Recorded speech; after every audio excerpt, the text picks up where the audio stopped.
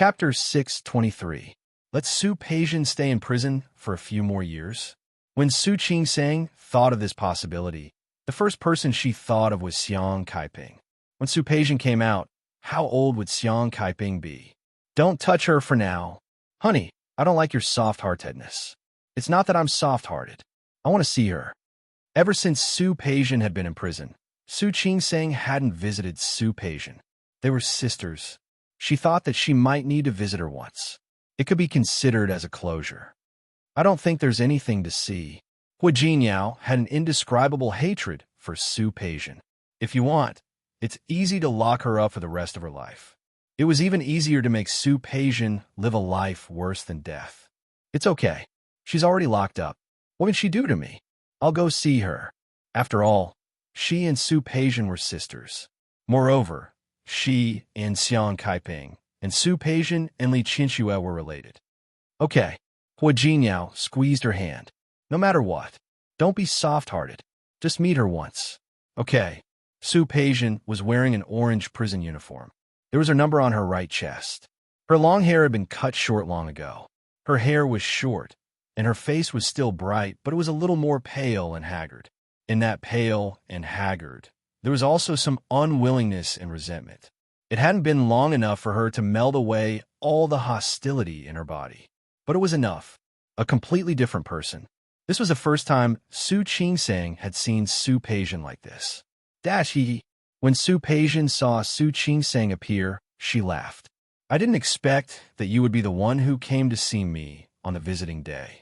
I'm really flattered. When she said the last 4 words, she deliberately paused. Su Qingsang didn't like Su Peijian like this.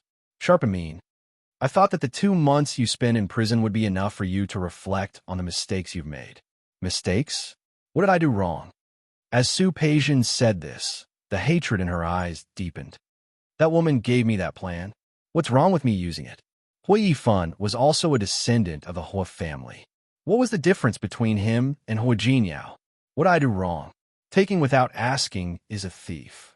Later, Hu Jinyao told her about the case. She could roughly guess a few things. Su Peijian didn't steal it. He had given it to her, but he had asked her to give it to Hu Jinyao, not to use it herself. Ha ha! Su Peijian laughed. All right, did you come here today to laugh at me? If that's the case, then I won't be accompanying you. She stood up and was about to leave when Su Qingsang suddenly said, You drugged Hu Jinyao's uncle during the Dragon Boat Festival, didn't you? Su Peijian stopped in her tracks. She suddenly moved closer to Su Qingsang, her eyes gleaming with anticipation. Looks like you found out. What? Did Hu Jinyao suspect you? She doesn't want you anymore. We're fine. Su Qingsang didn't want to explain. Her relationship with Hu Jinyao wasn't something she could understand. I'm here to ask you why. Why? Su Peijian laughed wildly. Things have come to this, and you're asking me why? She slapped her hands hard on the table in front of her. The loud noise attracted the scolding of the prison guard next to her. 75-87. Behave yourself. Su Qingsang, it's all your fault that I'm in this state. You're asking me why? If it weren't for you, would I be as miserable as I am today? All of this is your fault. It's you. Su Qingsang. Su Peijian's actions caused the prison guard to scold her again. She hid the hatred on her face, and her voice was extremely cold. Su Qingsang, you wanted to see me make a fool of myself. You've seen it. Please forgive me for not being able to accompany you anymore. Su Qingsang didn't want to say more to Su Peijian, but when she saw her and thought of the 12 years she had been high-spirited, she couldn't tell how she felt. It's your own fault that you're in this state. She took a deep breath to calm herself down. She looked at Su Peijian, who had already stood up and was looking at her. Through the glass, her expression was indifferent, and her eyes were clear. Facing the hatred in Su Peijian's eyes, she was surprisingly calm. Su Peijian, you're in this state. You sent yourself to such a place because of yourself. Yes, you feel that you've lost the protection of the Su family. You feel that you're no longer the daughter of the Li family. You can't stand such a difference. You feel that I've taken everything away from you. But have you ever thought that it's because you're selfish? Su Peijian, because you're selfish, because you only want to monopolize it, but you're not willing to share it. Because you don't want the person who gets everything to be me. That's why you're so intense and extreme. Su Peijian couldn't help but sneer. Yes, I'm not willing. Why should I be willing? To let you press on top of me? Have I ever pressed on top of you? Su Peijian, after the fact that we exchanged identities is revealed, if you're willing to take a step back, even one step, as long as you're willing to share, as long as you're willing to accept me, we can still be a family. Whether it's grandpa or mom, they've raised you for so many years. They won't really ignore you. But how did you do it? What did you do? Do you want me to remind you? Okay, even if mom and grandpa don't want you anymore, what about Annie? If there was anyone Su Qingsang couldn't bear, it would be Xiang Kaiping. She brought you to Rong City and gave you a new start. She gave you a chance to start over. She's so good to you. What have you done to her? You don't like her. You've broken her heart time and time again. Su Peijian, who did you let down? You don't like Annie, and you resent grandpa and mom. You drugged me, and you even got Xiao Yanba to destroy me? You even drugged uncle. You wanted to destroy me, destroy Jin Yao. Su Peijian, you've done so many things. Do you think Jin Yao's imprisonment was unjust? It was rare for Su Qingsang to be so agitated, but seeing Su Peijian being so stubborn, she was very angry. Do you know that after your accident, Auntie came to me? Su Peijian was stunned for a moment. She raised her head and looked at Su Qingsang. Auntie came to beg me, and then she went to beg Jin Yao. Originally, if you just took the plan, Jin Yao wouldn't do anything to you. But you came up with such a vicious way to deal with me in Lin City. Jin Yao couldn't just do nothing. I can't be a saint. I can pretend that nothing happened. But do you know that Auntie is innocent? She's so old, but she still came out to beg for help for you. You probably didn't see that Annie's hair is mostly white, right? Su Peijian's face was a little stiff. That woman's hair was white? She didn't know. Xiang Kaiping came to visit her in prison, but she refused to see her. If it weren't for Su Qingsang's current identity as the young mistress of the Hua family, she wouldn't have wanted to see her when the prison guards brought her out. She didn't want to see anyone. You hate the heavens, hate the earth, hate everyone in this world. Have you ever thought about how many people in this world love you? If you weren't so extreme, you might have married Hui Yifan by now. No matter how bad Hui Yifan is, he's still the vice president of Tianyu Group. If you were willing to take a step back and get along with me, even if we couldn't be as close as sisters, at least we wouldn't be like enemies like we are now. You ignore the good intentions of others. You don't use your advantages. All you think about is hatred and revenge. Is this my fault? Do you know that before you drugged me, Grandpa told Mom that if you were willing to come back, the door of the Su family would always be open for you? Yusin came to me and said that he wanted to help you. Su Peijian, you're also someone who had a good hand. Why did you ruin your good hand? Su Peijian's body sat down. She sat there motionless, her expression a little stiff. Do you know that there are some people in this world who are 1,000 times, 10,000 times more miserable than you? But not everyone wants to take revenge, right? She thought of Qi Shiwei. In terms of misery, Qi Shiwei was much more miserable than Su Peijian. She shook her head. There were some things that had to be said. Everyone was smart, so there was no point in saying anymore. Su Peijian, your sentence isn't long. It's only 5 years. If you behave well, you might be able to get out in less than 3 years. Are you sure that you want to continue spending the rest of your life in hatred, jealousy, and endless revenge against others? You have to know that even if you come out after 5 years in prison, you're only 30 years old. Su Peijian, I've said everything I wanted to say. After today, I won't come to see you again. If you come out in a few years and are willing to turn over a new leaf, I believe that both Dad and Annie will still recognize you as their daughter. If you're not willing, I'll still say the same thing. No matter what you want to do, I'm not afraid of you. I'll accompany you to the end. Su Qingsang rarely spoke so much. She felt a little dry. She stood up and took one last look at Su Peijian. Su Peijian, you're on your own. Su Qingsang picked up her bag and turned to leave. When she got in her car, her emotions had completely calmed down.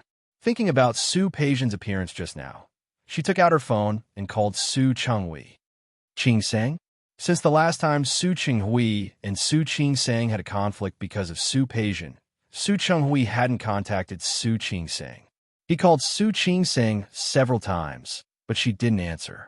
He knew that she still blamed him for being biased towards Su Peijian for no reason. However, some things had become a habit of his in more than 12 years of ignorance. He tried to change slowly in the future, but Su Qingsang seemed to not want to give him a chance, just like Li Qianxue. Su Chenghui was inexplicably excited when he received Su Qingsang's call. "Qingsang, you called me?" Su Qingsang could hear his excitement, and her heart was a little bitter. She shook her head, and her voice was very soft. "Dad, I called to tell you that something happened to Su Peijian. She's now in Rome City Prison." "What? If you have time, come and see her." "No. How did something happen to her? Isn't she in Lin City?" "No, I haven't seen her for a long time." "Yushi, if there's anything, wait until you come to Rome City. It's not clear on the phone, but I think you'll want to see her and talk to her. Perhaps with the care and companionship of her family, Su Peijian would be less hostile and more peaceful." "Qingsang, can you say something first?" "Dad, you'll know when you come. I still have something to do, so I'll hang up first." After saying this, Su Qingsang hung up the phone. She didn't hate Su Chenghui, but she really couldn't help but mind him thinking of her as a bad person as soon as something happened to her. She also knew that she couldn't ignore Su Chenghui for the rest of her life. But she had to give her some time to slowly digest the fact that she would never be able to be as close as father and daughter to Su Chenghui in this life. She put down the phone and was about to start the car to leave, but she found that a person got out of a taxi on the opposite road. The somewhat old, slightly haggard face was impressively Xiang Kaiping. She saw Xiang Kaiping, and Xiang Kaiping also saw her.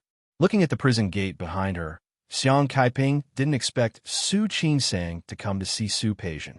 This really surprised her. Today was the once-a-month prison visit day. She came very early. The last time she came to see Su Peijian didn't want to see her. If she missed it today, it would be next month. Suddenly seeing Su Qingsang, she stood there and didn't move. Their eyes met. Even across the road, Su Qingsang could see Xiang Caiping's face, which had aged more than 10 years. Her heart trembled. Su Qingsang quickly got out of the car and ran in Xiang Caiping's direction. "Auntie, you're here to see Peijian?" She was a little unconfident. After all, her daughter was sent to prison by Hua Jinyao. Yes. Strangely, there was no resentment or dissatisfaction in Xiang Caiping's eyes. Today is prison visit day. Su Qingsang looked at the taxi that had already left. "Auntie, hurry up and go. I'll wait for you here. I'll send you back later." Xiang Caiping's lips moved. She wanted to refuse, but in the end, she didn't. She was old and didn't understand the tricks of young people. The last time she took a taxi, the driver left. She walked for more than half an hour before she found the bus stop. "Sorry to trouble you." Su Qingsang shook her head. "Auntie, don't stand on ceremony. Hurry up and go." Xiang Kaiping turned around and walked towards the prison gate. Thinking of the last time she came, she turned back and glanced at Su Qingsang. You came to see her. Have you seen her?" "Yes." "She saw you?" "Yes." At first, she didn't want to see her, but since Su Qingsang was here, she was naturally prepared. The Hua family had a good relationship with all parties in Rome City.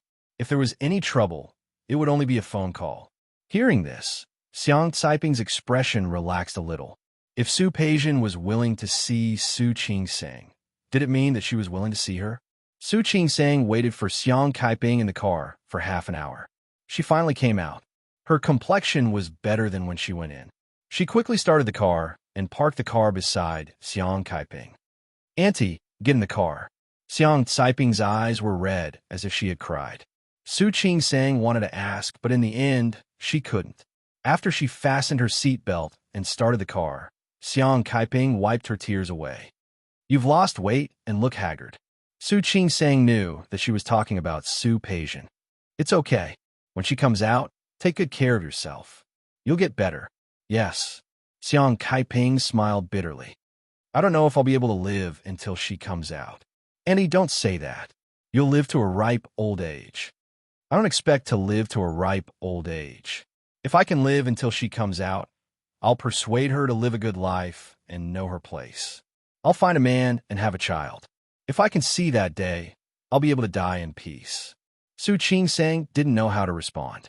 She had said what she had said today, but she really didn't know if Su Peijian would change in 5 years. She didn't speak, and Xiang Kaiping didn't want her to. The prison was far away. It was in the suburbs. It would take more than 2 hours to drive back. She looked out of the window and almost said to herself, "She's a good child. I just lost my mind for a moment. I regret it. It's all my fault. Of course, I shouldn't have abandoned her. I shouldn't have thought that Su Chenghui would teach her well. It's all my fault." Xiang Kaiping nagged for a long time. Sometimes Su Qing-sang would respond, and sometimes she would just listen to Xiang Kaiping. Just like that, they arrived at the small villa where Xiang Kaiping lived. The car stopped. After more than 2 hours in the car, Xiang Kaiping was obviously tired. She didn't rush to get out of the car. Instead, she glanced at Su Qing-sang. "Qing-sang, thank you. You're welcome, Auntie. You're a good child." Xiang Caiping's eyes were a little red. "Jin Yao is lucky to marry you." "Auntie, it's okay. You can go. I'm going back." Xiang Kaiping got out of the car. She was in a much better mood when she saw her daughter. However, that silhouette still looked lonely, old, and had a kind of fragility that no one could look at directly. "What's wrong?" Hu Jinyao looked at Su Qing-sang, who had been silent since she got home. He reached out and pulled her into his arms, letting her sit on his lap. "You're in a bad mood? What happened? About the hospital?" Su Qing-sang shook her head. "About Su Peijian? You want to see her? What did she say?" Hu Jinyao really hated Su Peijian to the extreme. "Nothing." Su Qing-sang put her arms around his waist and said in a low voice, "I just met Auntie. Jinyao, do you know? I saw Annie today and realized that she's more than 10 years older. She's about the same age as my mother." But Su Qing-sang didn't finish her sentence. Hu Jinyao understood what she meant. "You're not asking me to get Su Peijian out, are you?" "Absolutely not." "No." Su Qing-sang shook her head. She sat up straight and looked at Hu Jinyao. She had been thinking about this all day. In fact, she wasn't sure if Hu Jinyao would agree. Chapter 624. He didn't speak, and the living room was very quiet for a while. It was a little hot, and Su Qing-sang was a little sweaty in Hu Jinyao's arms. She put her hands on Hu Jinyao's shoulders. This idea was the result of Su Qing-sang's careful consideration today. "I know you might be unhappy, but Auntie is alone. Even with a nanny, there might be some things that can't be taken care of. Also, Su Peijian will be locked up in prison for 4 to 5 years. When she comes out, I don't know what the situation will be. If we bring Annie to live with us, at least she won't be so lonely. What do you think?" Hu Jinyao looked at her. "Have you decided?" "Not really. I'm asking you what you think. If you don't come, I won't go to pick her up.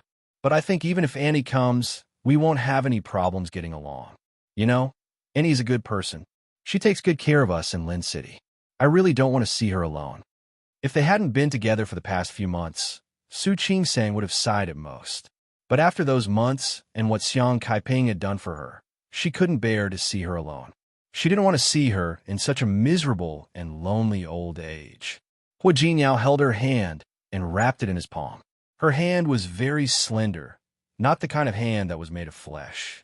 Because it was often disinfected during surgery, it was transparent and white. His fingertips slid across her palm bit by bit, looking at the lines on it. "Honey, look at this emotional line. It's too deep and too long." At first glance, you can tell that she's a person who values relationships. Su Qing-sang listened to his nonsense, but she couldn't laugh. "How come I didn't know that you can tell fortunes?" "All right, if you want to say that I'm indecisive, just say it, but I really don't want to see Annie like this." "Okay." Hu Jinyao nodded, held her hand, and stared at Su Qing-sang's face. Just when she thought that he would agree, he suddenly became serious. "You want Annie to move in with us?" "Yes." "Have you thought that she will agree?"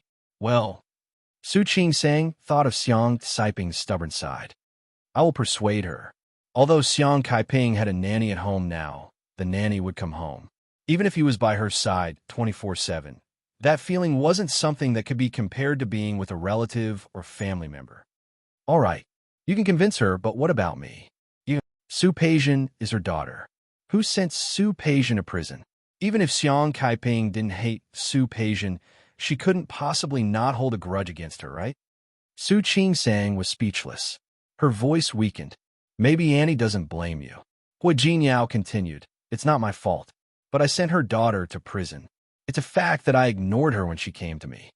Su Qingsang understood what he meant, but she said, I'm not that kind of person.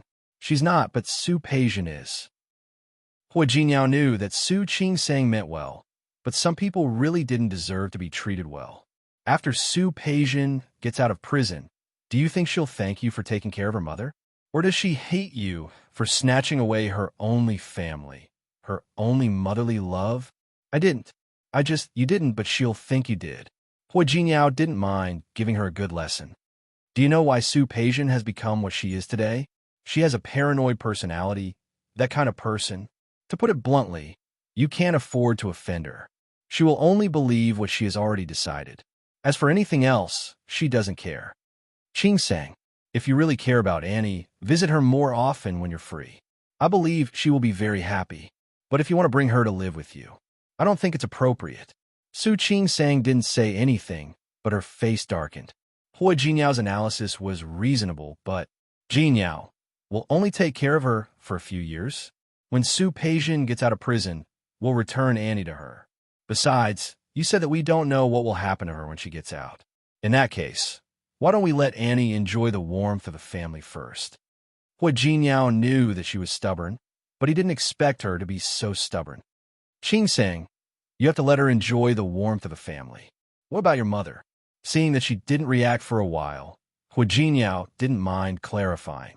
Your mother, Ms. Li Qianxue, hates two people in her life. There are two people I hate the most in my life. One is your father. Now that they are divorced, the other is Auntie. Then, Mrs. Hua, when you bring Annie to take care of and give her the warmth of a family, where do you put your mother? Su Qingsang looked at him blankly. Her expression was a little silly and a little dazed. Li Qianxue? All right. She had actually forgotten about Li Qianxue. Hui Jinyao shook his head with a smile and reached out to gently flick her forehead. You, but no buts. Hui Jinyao's voice was very serious. Qingsang, sometimes life is such a cruel multiple-choice question.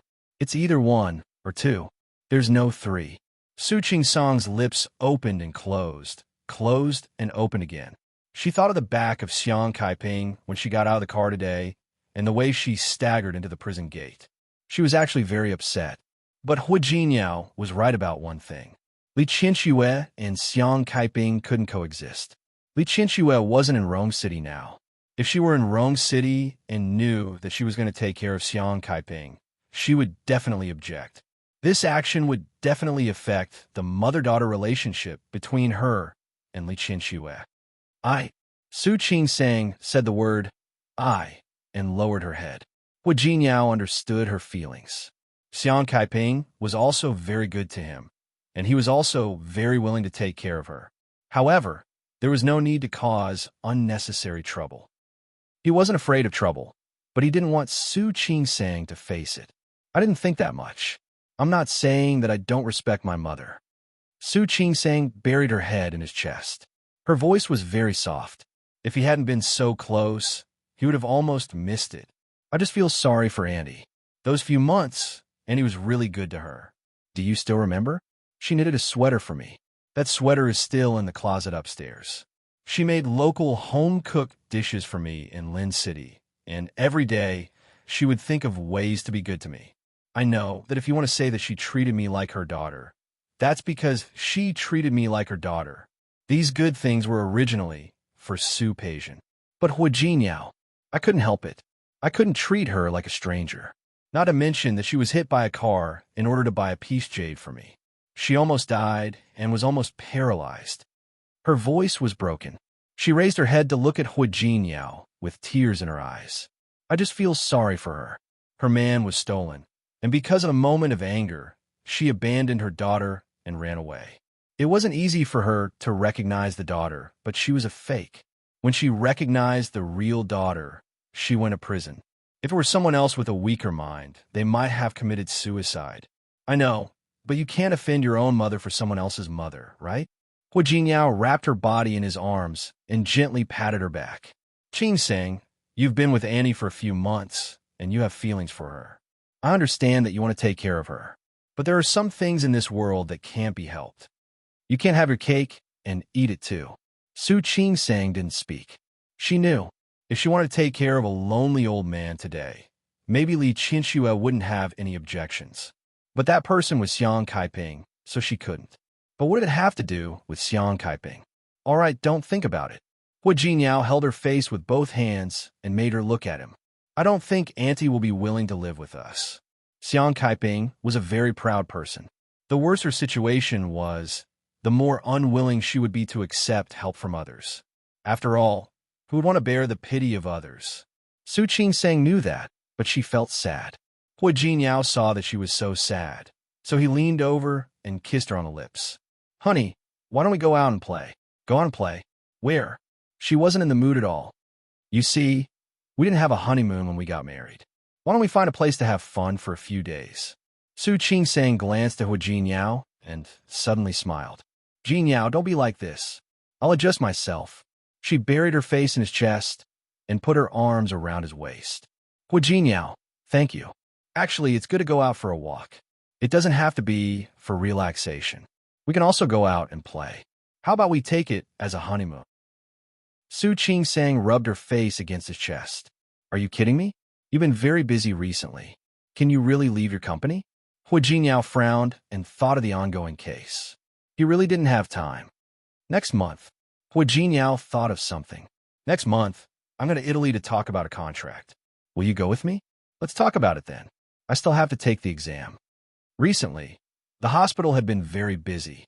She had an exam and a paper to write. Recently, because of these things, a lot of progress had been delayed. "Didn't you say that the exam is at the end of the month? After you finish the exam, we can go at the beginning of next month. Just take it as a relaxation. How about it?" "Okay." Su Qing couldn't find a reason to refuse. She couldn't refuse his kindness, so she felt a lot better. "I haven't been to Italy yet. Then it's settled. We can also have fun in Europe for a few days." "Okay, I'll listen to you." Su Qinghui sat across from Su Qing. The father and daughter hadn't seen each other for a few months, but they didn't say anything to each other. Su Qing was expressionless. Su Qinghui looked at her with a guilty expression. After getting off the plane, he went to Su Qing's hospital almost without rest. He was lucky that Su Qing just got off work. She didn't bring Su Qinghui home, but to a nearby hotel. They sat in a corner of the hotel's magnificent restaurant. The whispers of other guests at the other tables didn't affect their conversation at all. Her phone rang. Su Qing glanced at Su Qinghui and picked up the phone. Hua Jinyao had a gathering with his childhood friends tonight. He asked her if she wanted to go. "No need. I have something to do. Jun Xing is back. It's rare for him to come back. If you're not particularly busy, I'll come pick you up." Su Qing's voice was very soft. "You can play with them. My dad is here." Hua Jinyao understood. "Okay, you go ahead. I'll come to see you later." "Okay." After hanging up the phone, Su Qing looked at Su Qinghui in front of her. Time really treated this man well. He was already middle-aged, but he still looked elegant and stylish. His temperament didn't look like a businessman at all. People would believe that he was a professor at some university. "I know you're here to know about Su Peijian. I'll tell you." Qing sang. Su Qinghui interrupted her and took out a box from his pocket. "This is a gift I bought for you when I went to France last time. It's for you." Su Qing looked at the box. She wasn't unfamiliar with the logo on it. She wasn't in a hurry to take it. Instead, she looked at Su Qinghui. "Su Peijian," she asked for it. "If you want to plead for her or want Hua Jinyao to let her off, you don't have to say anything. You don't have to say anything." It was rare for her to be so unyielding in front of Su Qinghui. Half of it was because she really hated what Su Peijian had done, and the other half was because she was also a little uncomfortable with Su Qinghui's previous actions. Su Qinghui's expression was a little awkward. He rarely showed such a side in front of his children. "It's not that." Qing sang. "I didn't mean to plead for Peijian. I just saw this gift when I went to France last time and thought it was very suitable for you." His voice was very soft. Ever since the two daughters switched back, whether it was Li Qianxue or Su Qingsang, he had always been a little less confident. His sincere eyes didn't seem to be fake. The sincerity in his eyes didn't seem to be fake. Su Qingsang felt a little awkward and took the small box. "Thank you, Dad. You're welcome." Su Qinghui called the waiter and began to order. He then asked Su Qingsang what she liked to eat. Su Qingsang had been here with Hu Jinyao before, so she randomly ordered a dish. Su Qinghui didn't force her. The two of them ordered 4 dishes and a soup. After the waiter left, he looked at Su Qingsang with a faintly concerned expression. "How have you been recently? Has Hu Jinyao been treating you well?" "Very well." Although the relationship between Hu Jinyao and Lu Tongjia couldn't be built overnight, it was obvious that they had become much closer recently. They didn't go back to the old mansion. Occasionally, Lu Tongjia would come over for dinner. That's good, that's good." After saying this, Su Chenghui couldn't find anything else to say.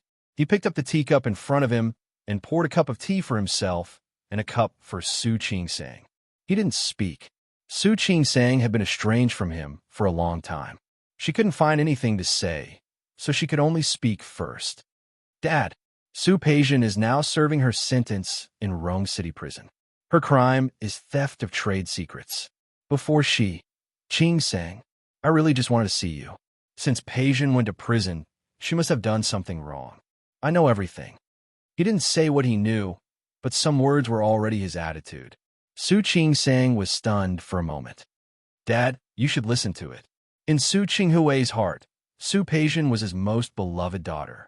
Now that things had become like this, he should know. He briefly told her what Su Peijian had done.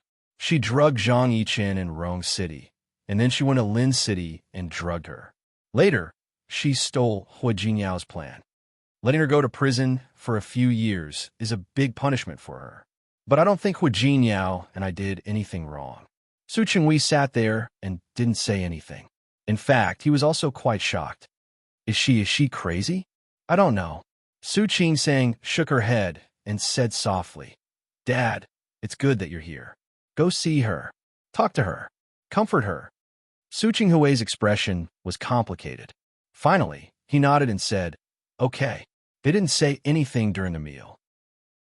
After the meal, Su Qingsang knew that normally, she should let Su Chenghui stay at her house.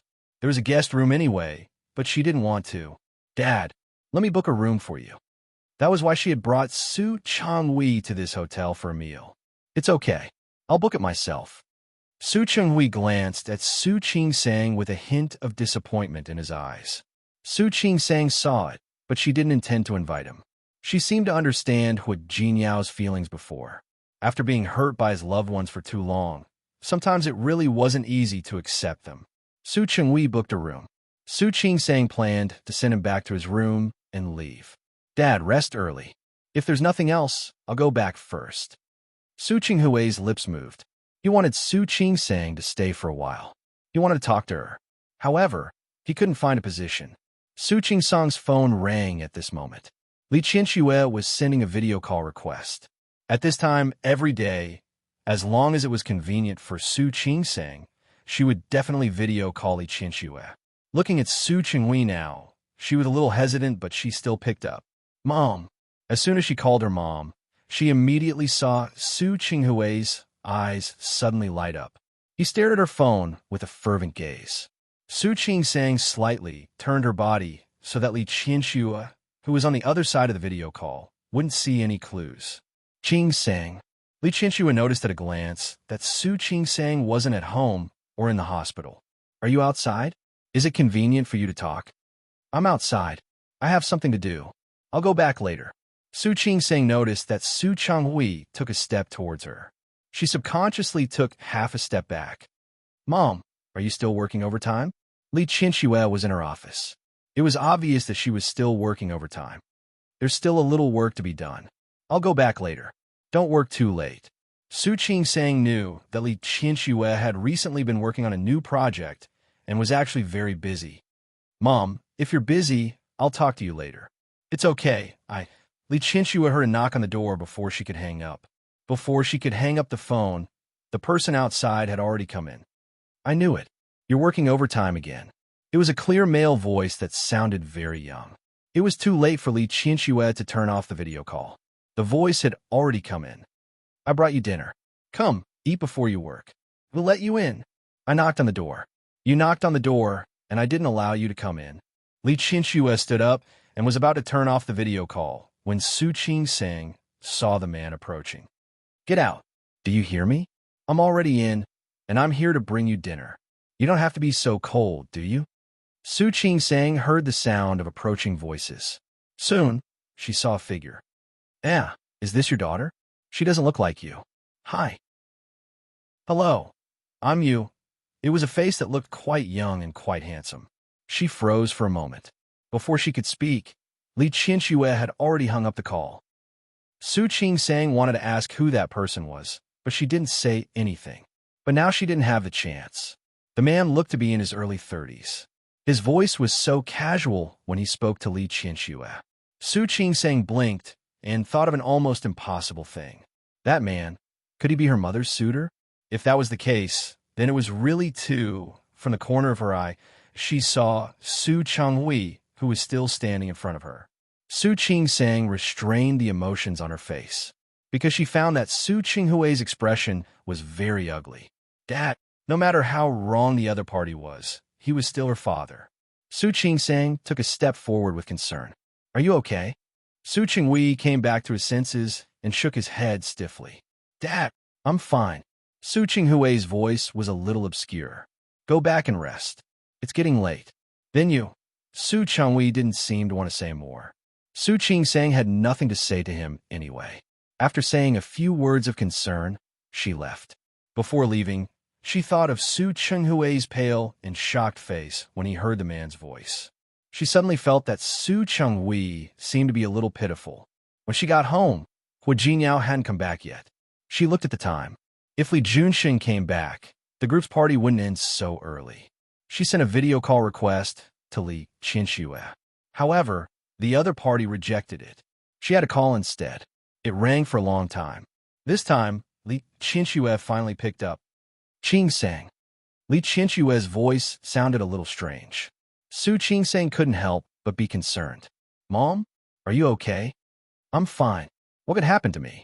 I heard that you haven't eaten yet. I've eaten. I've already eaten. Li Qianxue spoke quickly, but Su Qingsang remembered that the man said he would bring her food. Would she be eating the food that the man sent her? Qingsang, I still have some documents to read. I'll talk to you tomorrow. Li Qianxue's voice was a little anxious. The man in front of her had already started to clean up the lunchbox on the table. The time it took for Su Qingsang to return home from the hotel was just enough for Li Qianxue to finish dinner. The man smiled at Li Qianxue arrogantly. His mouth moved as if he was about to speak. Li Qianxue glared at the man. Qingsang, I'll hang up first. Oh, okay. Su Qingsang hung up the phone. She was sure of two things. First, the man was most likely still in Li Qianxue's office. Second, that man and Li Qianxue were probably not ordinary people. It could also be Li Qianxue's suitor, or it could be a man that Li Qianxue admired. However, she was not in a hurry. Whether Li Qianxue had a new suitor or Li Qianxue fell in love with someone else, she believed that with her age and experience, she would know what she wanted. She also hoped that Li Qianxue could find happiness again. However, thinking of Su Qinghui's pale face today, Su Qingsang couldn't bear it. Chapter 625. As soon as Hua Jinyao ended the call with Su Qingsang, he met the eyes of the group of people in the private room. TSK. It's really different after getting married. Tang Mohan put one hand on Hua Jinyao's shoulder and poured him a glass of wine with the other hand. You need to report when you come out to play. It was just that they did not have a meal together, but they still stuck to each other for so long. Jinyao, you've really opened my eyes. Isn't that so? Chung Xianyan chimed in. Look at her glowing face. TSK. As expected, she's different after being nourished by love. Go away. Hua Jinyao smiled and picked up the wine in front of him. Are you jealous? Go get married too. We're not like you, willing to give up a forest for a tree. Be careful. The forest will be gone, and the trees will be gone. Hua Jinyao's words made the others hiss. Only Wan Xianying looked quite upset. Brother Hua, why are you so lucky? sister-in-law got together with you so easily? Why is sister-in-law's friend so hard to deal with? He was naturally talking about Shermeng Wan. He had traveled thousands of miles to pursue his wife, and he had even gone to France. Shermeng Wan didn't react. Brother, let me give you a piece of advice. Forget about Shermeng Wan. There are many good girls in Rome City. Don't hang yourself on her tree. Hui Jinyao and Su Qingsang were together every day, and Su Qingsang would video call Shermeng Wan from time to time. He more or less knew that Shermeng Wan had someone in her heart. How am I bad? Wan Xianying stood up as he spoke and made Schwarzenegger's signature gesture. Tell me, I have a good figure, a good family background, and a good look. How am I not good enough for her? Last month, he casually went to gamble on a few stones and earned tens of millions. He usually looked sloppy, but everyone in the industry knew that it was just a facade. It has nothing to do with whether she's worthy or not. Hui Jinyao sincerely suggested, I heard from Qing saying that she has someone else in her heart. Don't even think about it. Who is it? Can he beat me? Wan Xianying was unconvinced. Let him come out and fight one-on-one. Forget it. Li Junsheng, who had been silent all this while, spoke up. How do you really like her? It was all because of unwillingness. If she really lets you chase after her, you might lose interest in her immediately. Junsheng, that's not nice of you. Wan Xianying didn't deny it. It was indeed very difficult for Shermeng Wan to pursue him.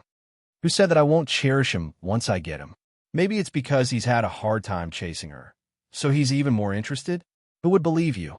Li Junsheng laughed and scolded, but now that you mention it, I'm a little interested.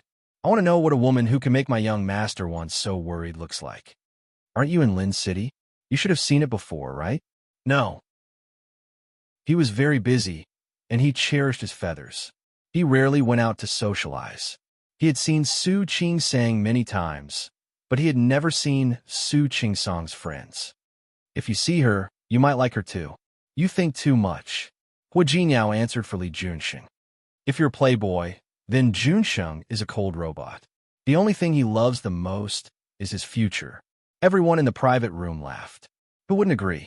Li Junsheng was already the mayor of a city at such a young age. His results in Lin City for more than a year were quite good. It was estimated that he would be promoted when his next term was up. Women.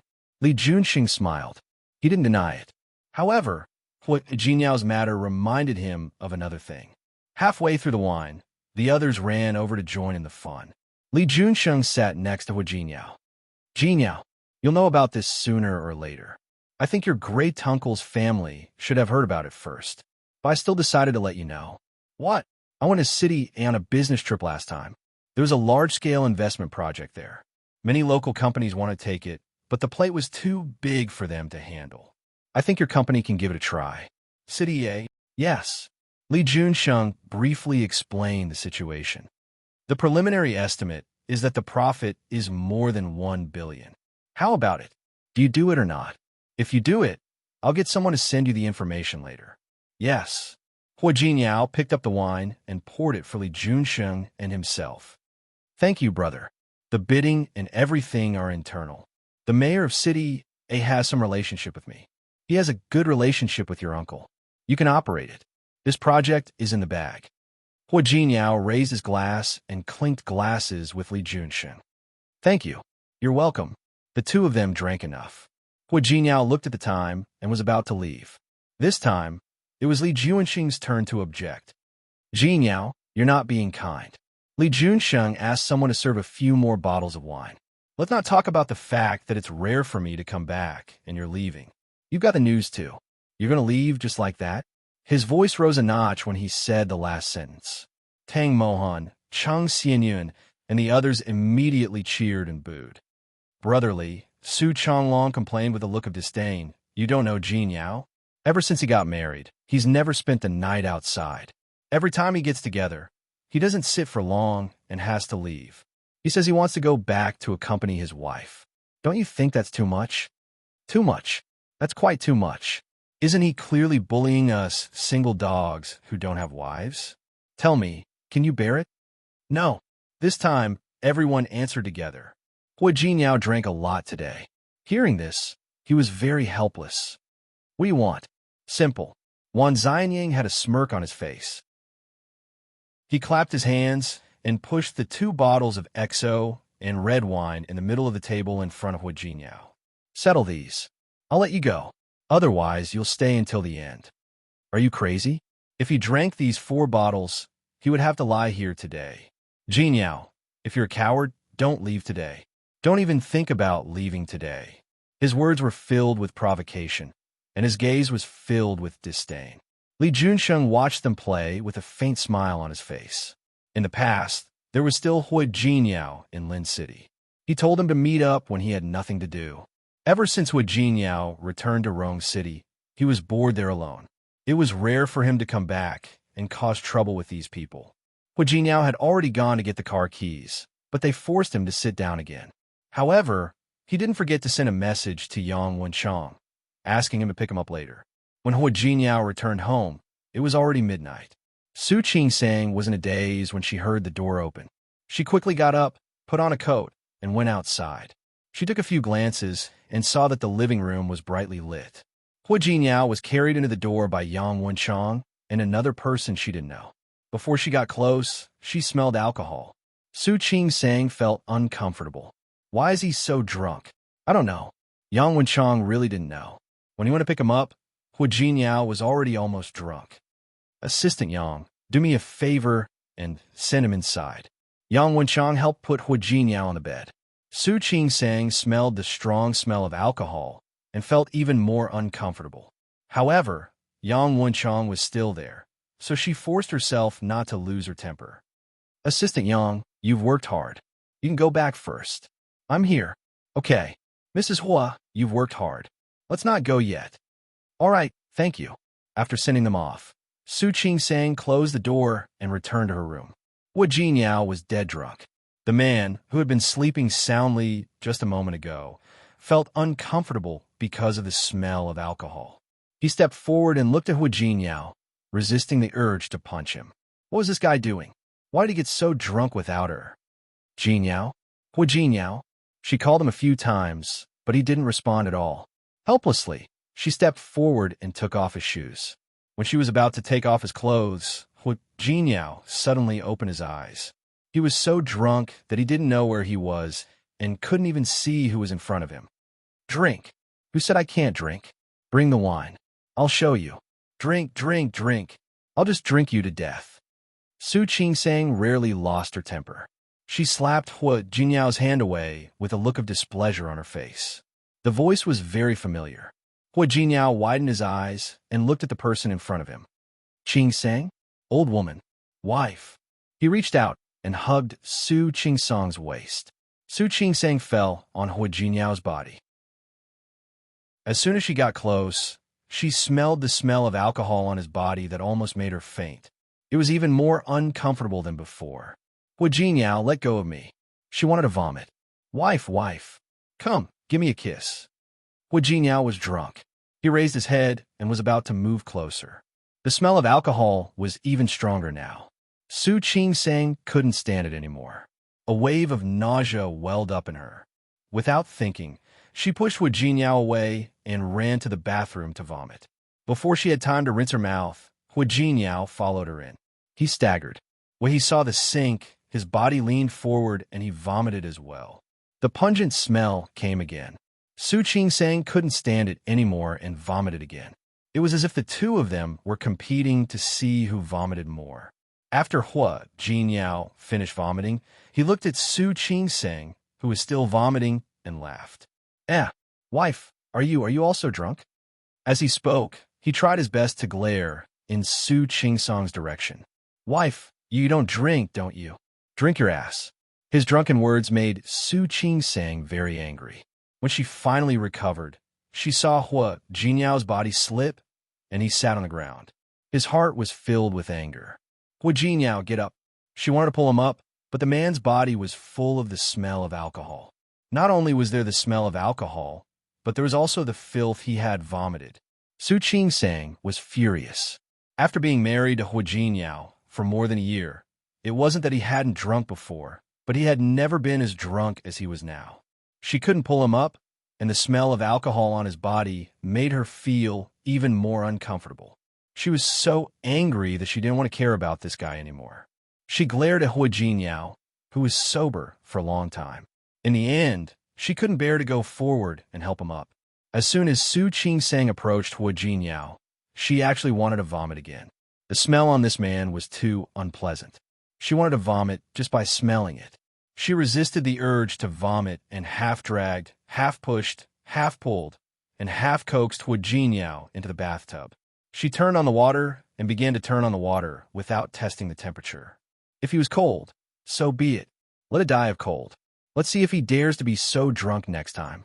Although she thought that, her heart softened in the end. As she took off Hua Jinyao's clothes, she tested the temperature of the water. Hua Jinyao was also cooperative. He raised his hands and feet when he was told to. Su Qingsang spent a long time and finally washed Hua Jinyao clean. She brought him a bath towel and asked him to get up, but the guy didn't move as if he was asleep. Su Qingsang was so angry that she almost laughed. She turned off the water first and ignored this person. She tidied up the bathroom. After cleaning up, she turned back to look at Hua Jinyao. Hua Jinyao, if you want to sleep in this bathtub, I'm leaving. If you want to go back to bed, then get up.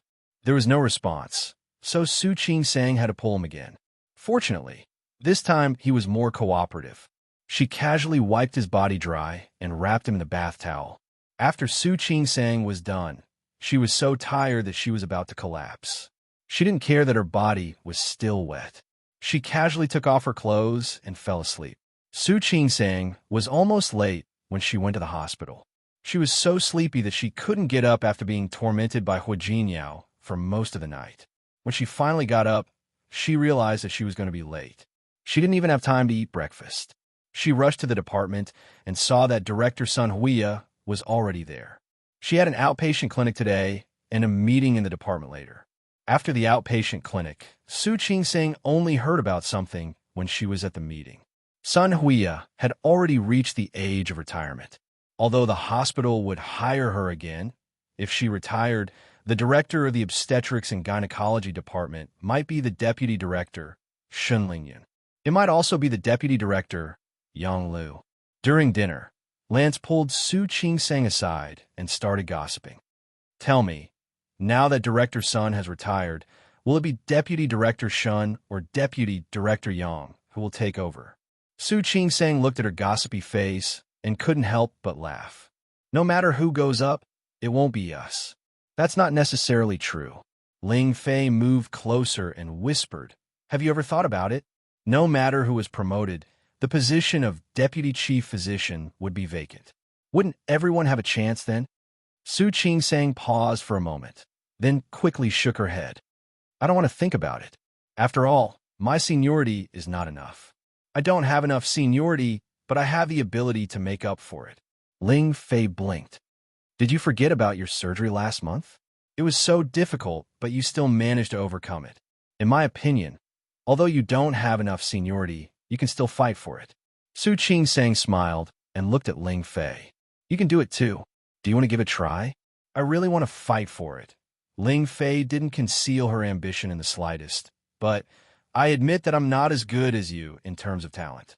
These are the words of Director Sunday. Ling Fei had a good relationship with Su Qingsang, so she made a serious suggestion. Qingsang, I'm serious. You've been in this hospital for more than half a year now. You really don't have enough seniority. But even if you don't have enough seniority this year, it doesn't mean next year. Your professional skills are there. I think you can fight for it. Get the position of Deputy Chief Physician in at least 3 years. It's not impossible. Su Qingsang had picked up a piece of fish to eat, but the fishy smell made her a little uncomfortable. She put down her chopsticks. I don't dare to think about 3 years. 5 years. I'll give myself a deadline of 5 years. I knew it. Ling Fei smiled and blinked at Su Qingsang. Good luck. I have high hopes for you. Su Qingsang put aside the feeling of wanting to vomit because of her words. She began to think seriously. Perhaps 3 years was not impossible. She didn't have enough seniority, but she could improve her professional skills. It wasn't impossible.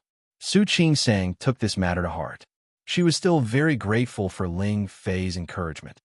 Thank you for your kind words. With that in mind, Su Qing-sang forgot about the fact that she was not feeling well. After becoming a doctor, from assistant doctor to attending physician to deputy chief physician to chief physician, step by step, Su Qing-sang didn't have much ambition, but this kind of promotion process represented an affirmation of her ability. It was worth a gamble. Hua Jinyao went home early that day and found Su Qing-sang in the study. Auntie Yu was cooking in the kitchen. Su Qing-sang didn't run to the kitchen to see if there was anything she needed help like before. When he woke up this morning, he realized that he seemed to have gone overboard yesterday. He drank too much and was really drunk. He had a rough impression of what happened after that.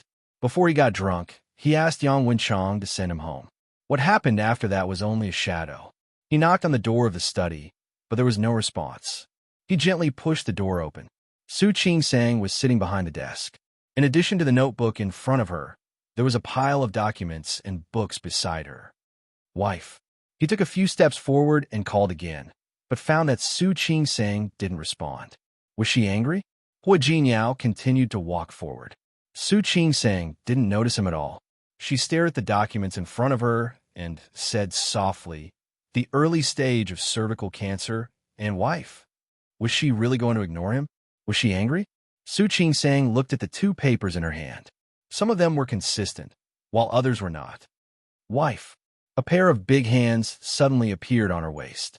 Su Qing-sang was shocked. She turned around and glared at Hua Jinyao. "What are you doing?" "Wife. Don't be angry." Hua Jinyao took the initiative to admit his mistake. "It was my fault yesterday. I shouldn't have been so drunk. Let go of me." She had just thought of a key point and was about to write it down. She went to pull his hand, but Hua Jinyao tightened his grip. "Wife, don't be angry. I promise there won't be a next time." Hua Jinyao's hands were on her waist, and now he was tightening again. Su Qing-sang felt a little uncomfortable in her stomach. Hua Jinyao let go. Did he know that he had interrupted her train of thought? No. Hua Jinyao was thick-skinned enough. He didn't forget how drunk he was yesterday. "Wife, don't be angry." He tightened his arms, and Su Qing-sang felt even more uncomfortable. The feeling of nausea came one after another. She couldn't help but push Hua Jinyao away and quickly headed for the bathroom. Hua Jinyao stood there, completely stunned. What was going on? Why was she so angry? He chased Su Qing-sang into the bathroom. She hadn't had dinner yet, so she couldn't vomit anything. Wife, was it necessary? Was she so angry that she wanted to vomit whenever he was near her? Su Qing-sang really felt uncomfortable. The feeling of vomiting made her very uncomfortable, but she couldn't vomit anything. When he finally calmed down, he patted his chest. Hua Jinyao moved closer again. As soon as he raised his hand, Su Qing-sang couldn't stand it anymore. Don't come over." If he hadn't strangled her just now, she wouldn't have felt like vomiting. Wife. It was the first time Hua Jinyao saw Su Qing-sang look at him with such an ugly expression. "I really know I was wrong. Don't be angry." As he spoke, his hands circled her waist again. Afraid that she would ignore him, he was very nervous. "Speaking of which, you can't blame me yesterday. It's all that kid Li Juanxing's fault. He's too bad. He was the one who urged the others to force me to drink. I'm telling you, next time he does this, I'll beat him up." Before Su Qing-sang could respond, his hand strangled her, and her stomach began to feel uncomfortable again. She pushed Hua Jinyao away and went to vomit again. This reaction was a big blow to Hua Jinyao. He looked at Su Qing-sang with a sad face. "Wife, you don't have to do this, do you? Didn't he just drink a little?" Why did he have such a big reaction when it came to Su Qing-sang? If you remember correctly, she seemed to have vomited when she smelled the alcohol on him yesterday. Su Qing-sang didn't have time to pay attention to him. The nausea had just been suppressed with great difficulty, but now it was even more uncomfortable. She lay there and felt that she was about to vomit. Her face was pale and in pain. "Wife, shut up." She was already uncomfortable, and hearing it made her even more annoyed. Hua Jinyao, who had never been treated so coldly, immediately became listless. This time, Su Qing-sang felt uncomfortable for a long time. It wasn't until 10 minutes later that she finally felt better. After rinsing her mouth, she stood up. Seeing Hua Jinyao behind her, she felt extremely annoyed. This was the first time she felt this way. Can you stay away from me? Why? I feel like vomiting whenever you get close to me. Su Qing-sang had vomited 2 or 3 times. She really didn't want to suffer anymore. Hua Jinyao looked at her and took a step forward. Su Qing-sang quickly raised her hand. Don't come over. She finally didn't want to vomit. Su Qing-sang patted her chest and heard Auntie Yu calling for food. Wash your hands and eat. After saying this, she walked past him to the dining room. When she walked past him, she deliberately turned her body sideways. Wife, Hua Jinyao was hurt by Su Qing-sang's actions. Now, he hated Li Junsheng and the others. After the hatred, he felt wronged. He only got drunk once. Did it have to be so exaggerated? He had taken a shower yesterday, and there was no smell of alcohol on him today, okay? Su Qing-sang went to the dining room. Auntie Yu had already brought the dishes to the table and was very considerate to serve them a bowl of soup. Hua Jinyao sat down next to Su Qing-sang. Su Qing-sang, who was about to drink the soup, suddenly couldn't sit still when she smelled the chicken soup. She stood up abruptly and rushed to the bathroom again. This time, the grievance on Hua Jinyao's face couldn't be tolerated. He subconsciously smelled the smell on his body. It didn't stink. It didn't smell like alcohol either. Why did Su Qing-sang treat him like this? Did she do it on purpose? Just because he got drunk once? Why did he feel even more wrong than Do-yi? Chapter 6:26. Su Qing-sang sat down again. She was really weak. She had vomited for so long and felt terrible. Just as she was about to eat, Hua Jinyao pushed the bowl in front of her. Su Qing-sang couldn't stand the smell again. Hua Jinyao's expression seemed to be even more resentful when he saw her reaction. Honey, you can't be like this, right? Su Qing-sang glanced at him with a puzzled look. She sat up straight. The smell of the chicken soup was a little farther away from her. She felt better. She met Hua Jinyao's gaze and found that the way he looked at her was, "What's wrong with you?" She had vomited a few times, and when she finally recovered, all she wanted was to eat quietly. Honey, Hua Jinyao lost all confidence. I really know I was wrong. I promise I won't get drunk again next time. Su Qing-sang blinked. After thinking about her path of advancement today, she planned to work hard. Not only did she rush to finish the previous paper, but she also planned to work hard on some materials and books that she would only start reading next month. Therefore, she really didn't take Hua Jinyao's apology to heart. Now that he mentioned it, she remembered. What happened to you yesterday? Why did you drink so much? She wasn't completely angry, but she was a little annoyed that he didn't know how to take care of her body. Honey, Hua Jinyao quickly explained, you really can't blame me. It's that Li Junsheng. He hurt me. He forced me to drink. Su Qing-sang's body was still a little uncomfortable. She still felt uncomfortable when she thought of the smell of alcohol on Hua Jinyao's body yesterday. He forced you to drink, and you drank? Don't you know that drinking too much is bad for your liver? Honey, I was wrong. All right. He said that he was wrong, but there was no regret in his eyes. He said it straightforwardly, but there was no regret in his eyes. Don't do it again. Honey, I promise. There won't be a next time. After Hua Jinyao said that, he picked up the bowl of soup and put it in front of Su Qing-sang. Honey, hurry up and eat. The soup is getting cold. Su Qing-sang picked up the bowl of soup and was about to drink it. The feeling of nausea came again. But this time, she knew that she had nothing to vomit. She waved her hand and tilted her face to the side. Her pale face was filled with nausea and discomfort. Hua Jinyao pulled a long face. Wife, Su Qing-sang blinked her eyes. After such a long night, she had lost her appetite. She had always been in good health and had never felt as nauseous as she did now. She had a faint guess in her heart, but before she could confirm it, she couldn't guarantee anything. Patting her chest, she recovered from the uncomfortable situation and glanced at Hua Jinyao. Let's eat. He pushed the bowl of chicken soup away from him. He felt better when he couldn't smell anything. Honey, Hua Jinyao felt really wronged. Don't be angry, okay? I'm not angry, Su Qing-sang said. She could roughly guess what kind of state she was in. She didn't have time to argue with Hua Jinyao. Let's eat, then have a bowl of soup first. Hua Jinyao was about to push the soup to Su Qingsang, but she quickly raised her hand and said, I don't want this soup. Wasn't she still looking down on him? Su Qingsang glared at him. She really didn't have any temper now. Let's eat. She served herself a bowl of rice, although she still didn't want to eat. But if her guest was right, this wasn't the time for her to be willful. Honey, was she really okay? Her stomach was very uncomfortable, and every bite made her feel sick. This made her look very ugly. Hua Jinyao drank the soup while looking at Su Qingsang's face. He had a feeling that a storm was coming. Su Qingsang forced herself to eat a bowl of rice. She really couldn't eat anymore.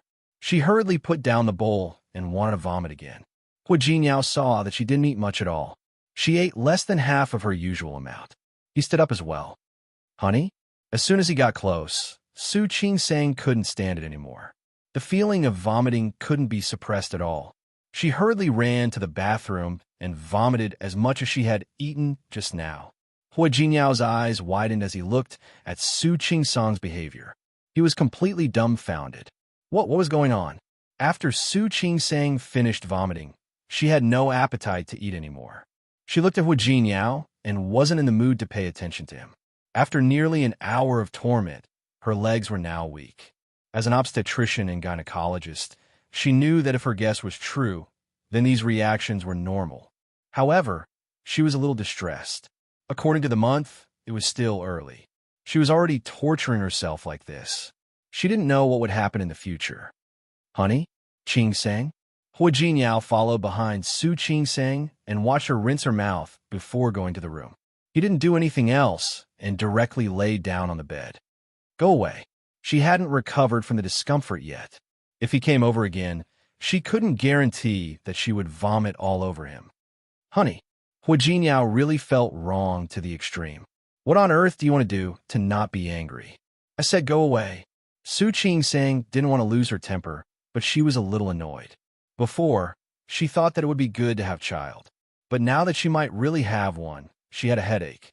She had seen many pregnant women with severe morning sickness. If she was also that kind, how would she spend the next few months? Honey? Her brows were furrowed so tightly that a mosquito could be squeezed to death. Hua Jinyao reached out to smooth it for her. She had vomited like that. How could he not be worried? Do you have nothing to do? Su Qingsang was extremely uncomfortable. She really didn't want to hear Hua Jinyao apologize, promise, or say that he was drunk yesterday. I want to rest for a while. Can you go and clean up the bowls outside? I'm worried about you. Hua Jinyao looked at her and reached out to touch her forehead. Su Qingsang avoided his hand. I'm fine. I just want to sleep for a while. Can you go out now? Don't disturb me and let me sleep for a while. Was he being despised? Hua Jinyao watched Su Qingsang turn over and lie down, completely ignoring him. He felt like he had suffered a huge blow in his heart. This kind of blow lasted until he was about to sleep at night. Su Qingsang rested for a while and felt a little more comfortable. She even got up and made herself a bowl of noodles. After eating the noodles, she went to the study to sort out the rest of the documents. When she returned to the room, she found that Hua Jinyao's expression was still very sad. Su Qingsang ignored him. It was rare that she didn't feel nauseous or uncomfortable. She went to take a shower and prepare to go to bed early. Tomorrow, she would go to the hospital for a checkup. She would see how the situation was. If she really had a child, she would have to be more careful in the first few months. During this period of time, she had been focusing on her thesis. During the following exams, she occasionally felt tired and thought that she was tired. She didn't expect that it might be because she was pregnant. She was in a good mood. When she lay down again, she took out her phone and scrolled through Weibo. At that moment, Hua Jinyao's hand reached over. Su Qingsang slapped his hand away without thinking. Don't move. Yesterday was really my fault. Honey, I also promised. Can you not ignore me? Hua Jinyao, stop it. Honey, Hua Jinyao was really going crazy. Can you just tell me how long you're going to be angry for? Su Qingsang looked at his pitiful look and burst into laughter. She was a little helpless. All right, I'll just be angry for today. If there's anything else, we'll talk about it tomorrow. He would talk about it after she finished the checkup and knew the results. Huh? Hua Jinyao was dumbfounded. Su Qingsang was afraid that he would not take it seriously, so she looked at him with a serious face. Hua Jinyao, I'm really not in the mood today, so please stay away from me. If he put his hand on her waist again, she was afraid that she would vomit again. Honey, Hua Jinyao was really going to reach out. I just want to hug you. I won't do anything bad. Can't I? No. Su Qingsang was very straightforward. If you hug me, I will feel like vomiting. If he hadn't squeezed her stomach just now, she wouldn't have had such a big reaction. Hua Jinyao's face immediately darkened.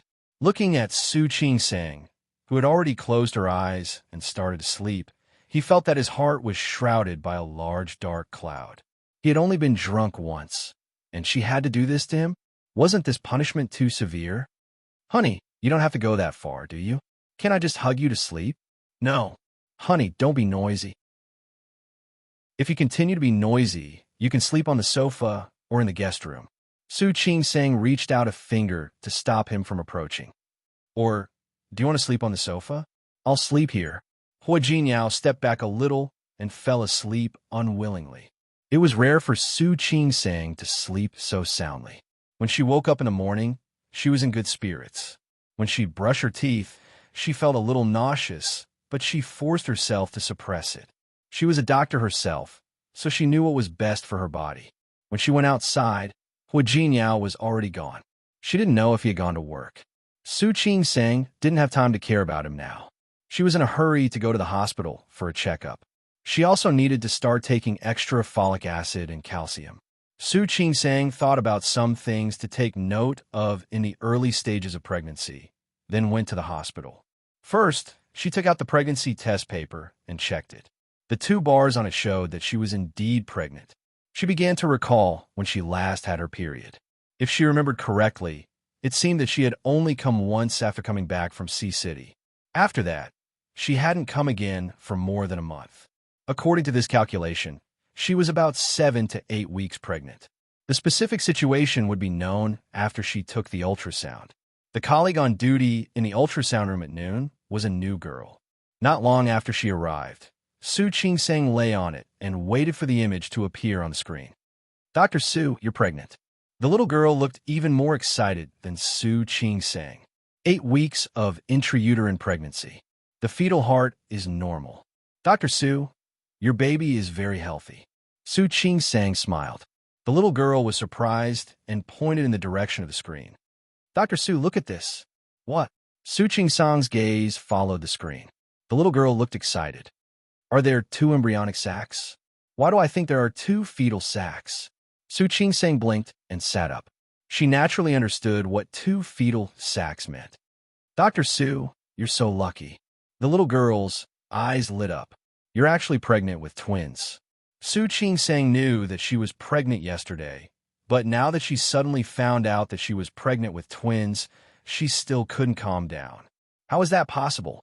Whether it was her family or Hua Jinyao's side, there seemed to be no precedent of twins. No, the aunt from Hua Jinyao's great aunt's family gave birth to a pair of twins. Su Qingsang sat up and placed her hand on her abdomen. It felt very magical. She had delivered many women and examined many pregnant women's bodies. She had also delivered twins herself. However, she didn't expect that one day she would be pregnant with twins. It was really magical. Congratulations, congratulations. Dr. Su, you're so lucky. The little girl congratulated her again. Su Qingsang was a little embarrassed, but she felt more happy. Thank you. Dr. Su, when the baby is born, you have to treat us to a meal. Definitely. Su Qingsang got up and wanted to leave. Looking at the little girl, she instructed, Dr. Chun, can you not tell me about my pregnancy for the time being? It's a secret, isn't it? You can't tell me before 3 months. I know. The little girl smiled and nodded. Su Qingsang smiled at her gratefully. Then, she went back to her office. She didn't have an outpatient clinic this morning. However, there was a minor surgery in the afternoon. Su Qingsang placed her hand on her abdomen. She began to think about whether she should take leave to rest now or work until the 3rd trimester. She wasn't a very delicate woman. As an obstetrician and gynecologist, her body was much healthier and stronger than that of ordinary women. She still wanted to rise up. She still had to submit the thesis in her hand. And there was also the matter of the certification. Su Qing-sang didn't think for too long. When the next pregnant woman who was suddenly sent and needed treatment, she had already made up her mind. She continued to work. When she changed into her surgical gown, she looked at her abdomen. Baby, I think you will understand your mother's work and stay in my stomach, right? Su Qing-sang didn't have much time to think about other problems. There was a fire today, and several burned patients were sent over. One of them was a pregnant woman. When she was sent over, the situation was very critical. Su Qing-sang, Sun Huiya, and Shun Lingyun threw themselves into the rescue of the pregnant woman. The degree of burns on the pregnant woman was as high as 30%. However, the child was less than 6 months old. The pregnant woman was very strong. She was afraid that she would hurt the child, so she refused to be anesthetized. Su Qing-sang and Sun Huiya couldn't bear to do it. Fortunately, the pregnant woman fainted on her own. Only then were they able to successfully carry out the treatment. The whole process lasted for nearly 5 hours. When Su Qing-sang came out of the operating room, the sky had already darkened. She hadn't eaten anything since noon. After coming out of the hospital, Su Qing-sang felt tired again. She was really tired. Anyone would feel tired after standing on the operating table for 4 to 5 hours. Not to mention that she was pregnant. Now that she was tired and hungry, she began to think that maybe she should eat something appetizer tonight. Also, she thought about telling Hua Jinyao the news. What would his reaction be if he knew? Would he be happy? Or excited? Or would he be something else that she couldn't think of? She was still thinking about how to say it to be more surprising, but as soon as she walked out of the hospital, she was shocked. When she saw the man standing on the side of the road in front of the hospital, with an extremely flashy red sports car parked behind him and a large bouquet of red roses in his hand, Su Qing-sang thought that her eyes were playing tricks on her. Hua Jinyao took a few steps forward and walked in front of Su Qing-sang. He handed the flowers in his hand to her. "Honey, this is for you." Su Qing-sang looked at the large bouquet of roses, then at Hua Jinyao. She blinked. "What day is it today, honey?"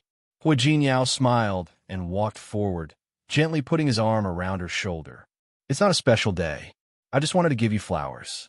There seemed to be at least 99 roses in the large bouquet.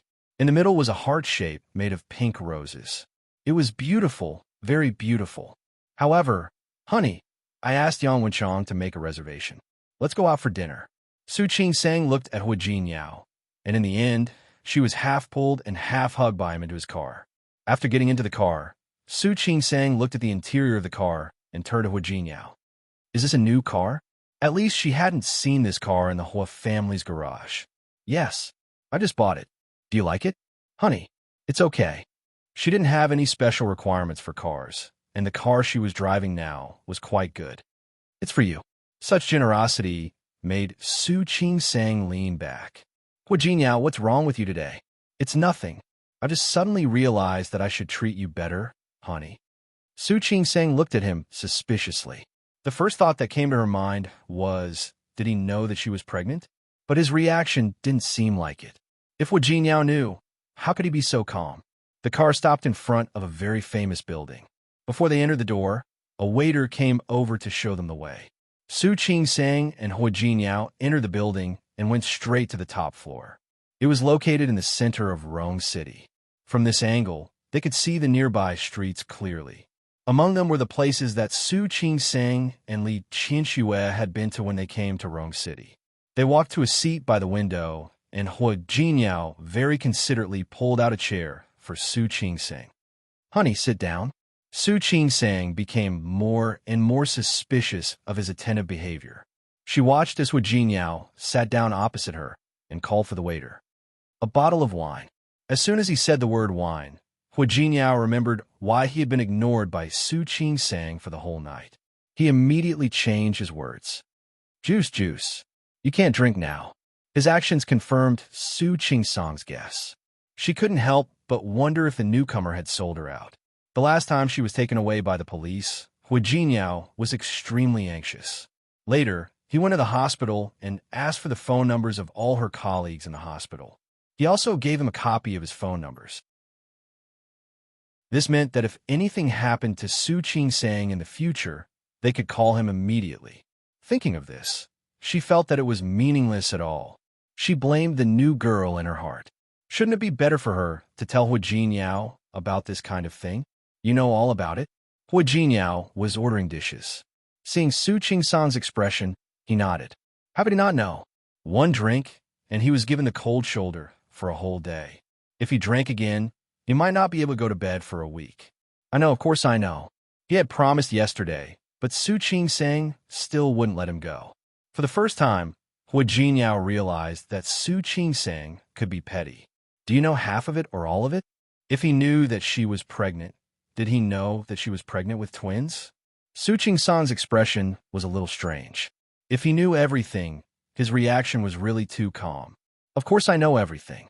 Hua Jinyao wanted to surrender. Honey, can we not talk about this for now? Su Qing-sang's lips were pursed into a straight line. The joy of being pregnant with twins was gone. Looking at Hua Jinyao's reaction, she suddenly thought of something. In the past year or so, Hua Jinyao had almost always taken precautions. And those few times were also because she had repeatedly requested for him to do so. Not to mention the last time she lost control on the sofa, Hua Jinyao refused to give her a chance again. An extremely terrifying thought flashed through her mind. Hua Jinyao did this today. Could it be that he didn't want this child at all? Her expression was too serious, and Hua Jinyao thought that she was still angry. He quickly finished ordering and poured Su Qing-sang a glass of juice. All right, honey, if you have anything to say, let's talk after dinner, okay? Su Qing-sang glared at Hua Jinyao. Talk after dinner? Hua Jinyao, just say it now. What are you thinking? What do you mean? What do you think about this matter? Hua Jinyao's expression was a little strange. It wasn't over yet? Honey, haven't I already made my stance clear? Make it clear. Do you want it or not? Want what? Don't want what? Hua Jinyao looked at Su Qing-sang's serious face. Thinking of what she said yesterday about letting him sleep on the sofa, he quickly shook his head. No, of course not. He already knew his mistake. Of course, he couldn't accept such an inhumane punishment. Su Qing-sang looked at Hua Jinyao for a long time and finally understood. The roses, the sports car, and today's meal were all preludes. So that he didn't want children. She was so angry that she stood up in a hurry. Honey? Hua Jinyao was shocked by her action. What are you doing? Hua Jinyao. Su Qing-sang had always thought that he didn't want children, but she didn't expect Hua Jinyao to have such an attitude. Since you don't want them, then I have nothing to say to you. No. Honey, Hua Jinyao looked at Su Qing-sang, who was about to leave, and quickly stood in front of her. Don't want them? What them? Children. Su Qing-sang was a little annoyed at this moment. For a moment, she didn't realize that the two of them were talking about the same thing. Since you don't want children, then what else do I have to say to you? Children? Hua Jinyao was confused. What children? Hua Jinyao, is there any point in pretending to be stupid when you already know? Su Qing-sang took out the ultrasound report from her bag. Children, our children, a child for both of us. Didn't you say you didn't want them? Why are you still pretending? No, wait a minute. Hua Jinyao was stunned. He looked at the ultrasound report and blinked. 8 weeks pregnant? Hua Jinyao's eyes widened as he read the words over and over again. When he saw the cold expression on Su Qing-sang's face, he almost jumped up. You're pregnant? Without waiting for Su Qing-sang to speak, he took a step forward and put his hand on her shoulder. Chapter 6:27. Hua Jinyao's reaction was a little big. Su Qing-sang frowned. She began to feel that something was wrong. You're pregnant. Oh my God. Hua Jinyao unconsciously tightened his grip. He looked at Su Qing-sang with shock and disbelief in his eyes. Honey, you're pregnant? Qing-sang, you're pregnant. 8 weeks? How long is 8 weeks? Did you just find out today? Or did you already know? Su Qing-sang crossed her arms in front of her chest. She couldn't understand Hua Jinyao's incoherent reaction. I just found out today. Hua Jinyao blinked and looked at the words, 8 weeks pregnant. He suddenly picked Su Qing-sang up and spun her around. Although it was past dinner time, there were still many people in the restaurant. Feeling the gazes of the people nearby, Su Qing-sang quickly patted Hu Jinyao on the shoulder. Hu Jinyao, put me down. No. Hu Jinyao hugged Su Qing-sang tightly and shook his head. I won't let go. Honey, you're pregnant. You're actually pregnant. Hu Jinyao, be careful. Put me down. Do you hear me? This low shout made Hu Jinyao react. He put Su Qing-sang down very gently. After letting go, he took a big step back and looked Su Qing-sang up and down with obvious surprise in his eyes. I'm sorry. I'm sorry. I'm so happy. As he spoke, he leaned over and kissed Su Qing-sang on the lips. Su Qing-sang looked at Hu Jinyao's actions and blinked. Hu Jinyao, come. Sit down, honey. Hu Jinyao helped Su Qing-sang sit down on the chair, as if he was treating a porcelain doll. Su Qing-sang sat down and wanted to say something, but Hu Jinyao didn't give her a chance. Honey, you're pregnant? 2 months? Tell me, what should I pay attention to? Hu Jinyao. She didn't understand his reaction. Didn't he know before? No, wait a minute. Hu Jinyao took out his phone and turned on the recording function. He looked at Su Qing-sang and said, Come, tell me. I'll record it. Su Qing-sang was a little speechless. Was such a silly husband his? Hu Jinyao, tell me. I'm listening. Su Qing-sang turned off his phone and put it aside. She stared at Hu Jinyao's face with her clear eyes. You drove a sports car and gave me roses today. Isn't it because you know that I'm pregnant? I don't know. Hu Jinyao slapped his forehead. He seemed to realize that Su Qing-sang had misunderstood him. Honey, how can you think of me like that? Can't I be nice to you for no reason? Unaccountably solicitous. She didn't say the second half of the sentence, but she believed that Hu Jinyao understood. Wife, Su Qing-sang lowered her head. She had been too petty today. You said no just now. I said I don't want to sleep on the sofa. Hu Jinyao took her hand and said sincerely, Honey, I know I was wrong about getting drunk the day before yesterday. Can't you forgive me just this once? Su Qing-sang nodded. She finally understood that she had made a mistake. Of course, Hu Jinyao wasn't much better.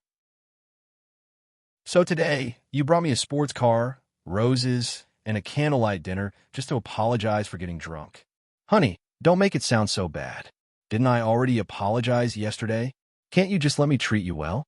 His eyes were quite sincere. Su Qing-sang couldn't help but laugh. Looking at him, who was half squatting beside her, she gently patted him. Get up and sit down. Why are you squatting here? There were still others here. Honey, Hu Jinyao finally calmed down from the excitement he had just experienced. He looked at Su Qing-sang and scratched his head. Are you really pregnant? Yes. Su Qing-sang nodded. I got it after I came back from Lin City. They didn't use protection twice. It was probably at that time. I'm going to be a father? Yes. Su Qing-sang didn't know if it was her imagination, but she felt that Hu Jinyao was a little silly today. Hu Jinyao's next move was even more silly. He stared at her stomach and carefully reached out his hand. Can I touch it? Su Qing-sang found it a little funny. In principle, it's not even the size of an egg. You can't feel anything even if you touch it. I know. I just want to touch it. Hu Jinyao rubbed his hands nervously with a very sincere expression. He raised his hands and gently placed them on Su Qing-sang's stomach. It was still flat, and there was nothing there. He looked up at Su Qing-sang. That's it. This time, Su Qing-sang really couldn't help it.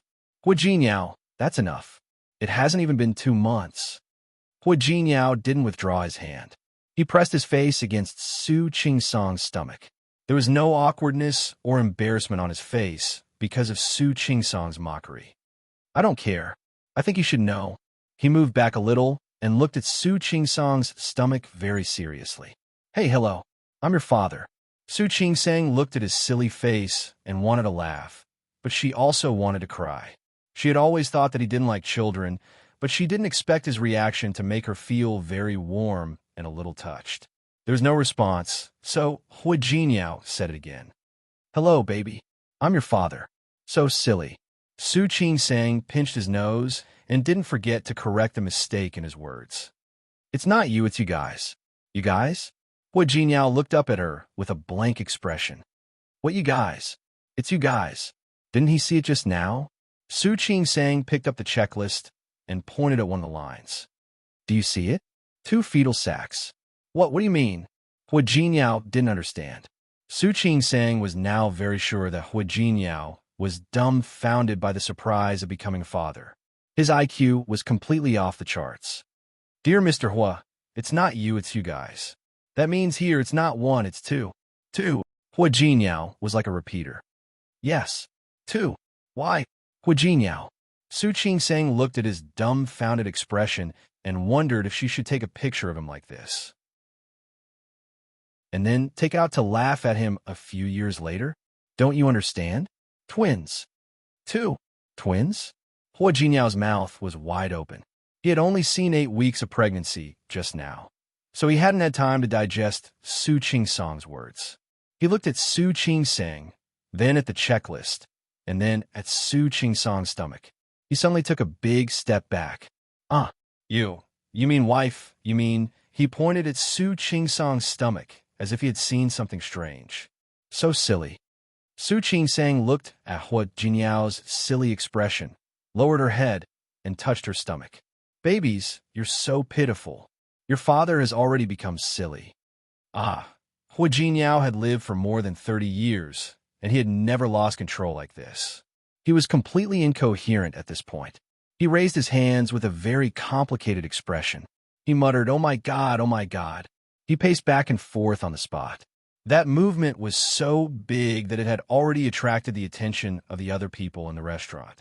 Su Qingsang was extremely embarrassed by his actions. She got up, grabbed his hand, dragged him to sit down beside her, and held his body down. Hua Jinyao, that's enough. Calm down. How can I calm down? Hua Jinyao felt his heart beating fast. Twins? Wife, you have twins here? Oh my God, I'm actually going to have 2 children. Oh my God. He couldn't calm down at all. He stood up.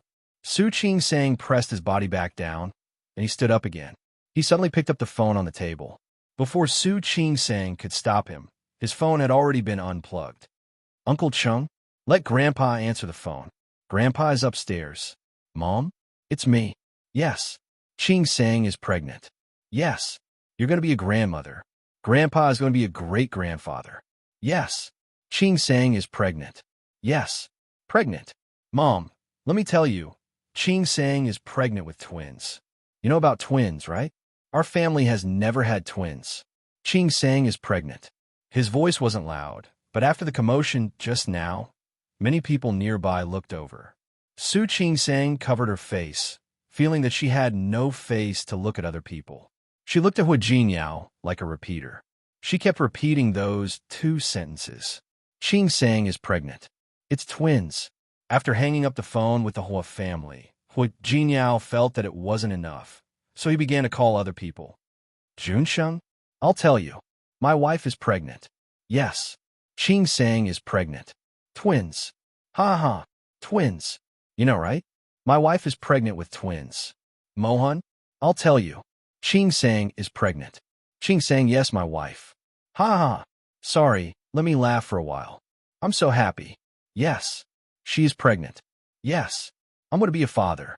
I'm going to be a father of 2 children. Ha. I'm amazing, right? Yes. That's it. My wife is pregnant with twins. Ha. Xianyan? Ha. I'm so happy. Let me tell you a piece of good news. Xianyang, let me tell you. Ha. I can't.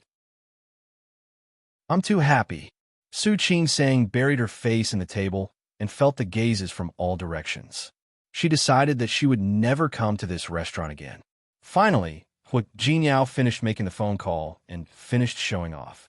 He couldn't hide the pride on his face. To him, the gazes around him weren't worth mentioning at all. They were all jealous. These people were jealous. Wife, I'm so happy. Su Qingsang didn't want to talk to him anymore. The dishes had already been served. She glanced at Hua Jinyao and asked, "Are you eating?" "Of course." Hua Jinyao put his phone aside. "I'll call after I finish eating." Seeing the hidden disdain in Su Qingsang's eyes, he changed the topic. "Wife, let's eat." "Well, right. What do you need to eat at this time? Nutritious or light? There's nothing here that you can't eat, right? If there is, you have to tell me." Hua Jinyao. Su Qingsang interrupted his chatter. "Can I make a request?" "Go ahead." He would agree even if it was 10, let alone one.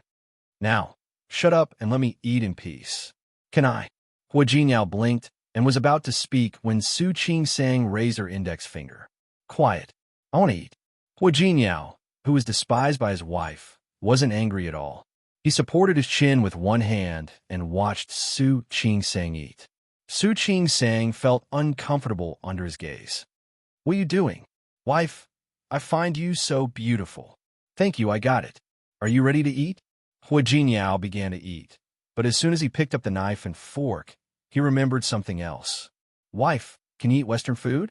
This salad seems to be cold. Do you want me to help you? Hua Jinyao, be quiet. Oh. Hua Jinyao cut a piece of steak and thought of something else. Wife, do you think they will fight in your stomach? Hua Jinyao, do you want me to remind you that they are still fetal sac? Fight? Did he think she was pregnant with Neza? Oh. Hua Jinyao swallowed the steak and thought of another thing. Wife, do you think they're boys or girls? I don't know. Su Qingsang took a deep breath, raised her head, and glared at Hua Jinyao. Her eyes were as sharp as knives. Be quiet. Hua Jinyao felt wronged and shut up, but he had other questions to ask. As soon as his lips moved, Su Qingsang's sharp eyes flew over again. He had no choice but to lower his head and continue eating. If someone didn't know what was going on, they would think that she was bullying him. Su Qingsang's hand that was holding the knife and fork tightened, and she secretly reminded herself. Don't be angry. Please don't be angry. You're pregnant. You have to be happy. However, she was so stimulated by Hua Jinyao's silly actions that she forgot about the morning sickness. The meal went smoothly. At least she didn't feel nauseous. After the meal, when Hua Jinyao went to pay the bill, he was told that it was free. The owner of the restaurant knew Hua Jinyao. He had made such a big move just now, so the owner knew. Congratulations, Hua Xiao. Today's meal is on me. Come to our restaurant next time if you have the chance. Thank you. I'll come again next time. Hua Jinyao was in a good mood. He put his arm around her and walked outside. From the moment they got into the car, the smile on Hua Jinyao's face never disappeared. Su Qingsang couldn't stand his silly look. She turned her face to look at the night view of Rome City outside the car window and chose not to look at him. She found that Hua Jinyao was driving very slowly. She couldn't help but glance at him. Yes, less than 20 yards. Hua Jinyao, you're driving a sports car, aren't you? I know. The corners of Hua Jinyao's lips curled up. But I can't drive too fast now. Su Qingsang held her forehead and looked at the cars that overtook her one after another. From time to time, the drivers would glance at her as if she was a retard. She lowered her head and decided to play dead. It took them twice as long as usual to get home. As soon as Su Qingsang and Hua Jinyao got out of the elevator, they saw 3 people standing outside the elevator. Hua Mingguang, Lu Tongjia, and Old Master Hua. Grandpa, Dad, Mom, Grandpa, Dad, Auntie. Su Qingsang was shocked by this lineup. She looked at the time. They rushed over almost as soon as Hua Jinyao called. You're back. Old Master Hua was the first to speak. When he spoke, he looked at Su Qingsang's stomach. Hua Mingguang and his wife were the same. However, Su Qingsang was holding a large bouquet of roses in her hand, which blocked their line of sight. Even so, Su Qingsang still felt uncomfortable. She couldn't help but glare at Hua Jinyao. It was all his fault, making such a big noise. Lu Tongjia looked at Su Qingsang and said in an unusually gentle tone, How is it? Do you feel uncomfortable anywhere? Su Qingsang shook her head. Hua Jinyao opened the door and let them in. The group of people entered the room. Lu Tongjia watched Hua Jinyao take the rose from Su Qingsang's hand and carefully helped Su Qingsang sit down. Su Qingsang felt that it was an exaggeration and a little awkward. She was not used to Hua Jinyao's action when all the elders were present. However, Hua Jinyao didn't think so, and neither did Lu Tongjia. Have me go out to eat. Isn't that unhygienic? Is Auntie Yu's cooking not good? How about I ask Aunt Jo to come over and make soup for you every day? No, Hua Mingguang objected. Aunt Jo's cooking is good, but she doesn't have a dietitian license. If you want me to, hire a nutritionist. He hired another chef. Come with it every day. That's good. Old Master Hua agreed. Hire a nutritionist and a chef. All right, assign a driver to Qing Sang as well. Qing Sang, you don't have to drive to work anymore. Why would I still need to work? Lu Tongjiao looked at Su Qingsang's belly. They have a lot of things to do in the hospital. In my opinion, don't go to work. Just stay at home. Yes, yes, yes. Huming Wang nodded. That was a good idea. I think you should rest at home and move back. It'll be convenient for your mother to take care of you. Okay. Hua Jinyao listened to the elder's suggestions and felt that it was a good idea. I don't have any experience taking care of pregnant women. That's good. That's right. Then it's decided. The three elders spoke one after another. However, Hua Jinyao seemed to agree with them. The corners of Su Qingsang's mouth twitched. While they were discussing enthusiastically, she spoke in a somewhat disappointing manner. I'm sorry. I don't plan on not going to work. You can still stay at home. Lu Tongjiao was halfway through her sentence when she suddenly turned to look at Su Qingsang. What did you say? I said, I don't plan on not going to work. Su Qingsang was very persistent on this matter. I'm in good health. There's nothing wrong with me. Besides, I'm a doctor. I know how to take care of myself. Also, if I don't go to work and stay at home every day, it might not be a good thing for the child development. The three elders and Hua Jinyao were silent. They looked at each other and finally looked at Su Qingsang. Hua Jinyao's brows were tightly knitted. Qingsang, this isn't an ordinary pregnancy. You're pregnant with twins. I know. Our hospital has even delivered quintuplets before. Su Qingsang said that pregnant woman didn't rest all the time. Of course, later on, because the belly was too big and there were too many fetuses, she had to be hospitalized. There was silence. Old Master Hua looked at Su Qingsang with a hint of disapproval in his eyes. Qingsang, I think Jinyao makes sense. I think what Jinyao said makes sense. This isn't an ordinary pregnancy. You're pregnant with twins. It's different. There's nothing different. It was just one more in her belly. To her, there was no difference. Grandpa, don't worry. I'm in good health. Besides, I'm an obstetrician and gynecologist myself. I'll take good care of myself. Don't worry. Su Qingsang was a very assertive person. Since she had already made up her mind, no one could persuade her. The elders looked at each other. They probably didn't expect Su Qingsang to be so determined. In the end, everyone looked at Hua Jinyao. Dad, Mom, Grandpa, it's getting late now. Why don't you go back and rest first? Why don't we talk tomorrow? Hua Jinyao wanted to persuade Su Qingsang after they grew up. However, Old Master Hua was hesitant. In his opinion, Su Qingsang naturally lived back in the old mansion. It was best if someone took care of her. In the end, Hua Jinyao finally succeeded in persuading the elders to let them go back first. After sending the elders away, Hua Jinyao turned around and saw that Su Qingsang was no longer in the living room. Hua Jinyao thought that she had gone back to her room, but in the end, he found her in the study. Honey? Hua Jinyao went up nervously. I heard that computers have radiation. You should stop working, right? The Earth has a large magnetic field, and it has radiation. Su Qingsang still had some papers to finish yesterday, and there were still some materials to sort out. Honey, Hua Jinyao squeezed in her chair and sat down with her.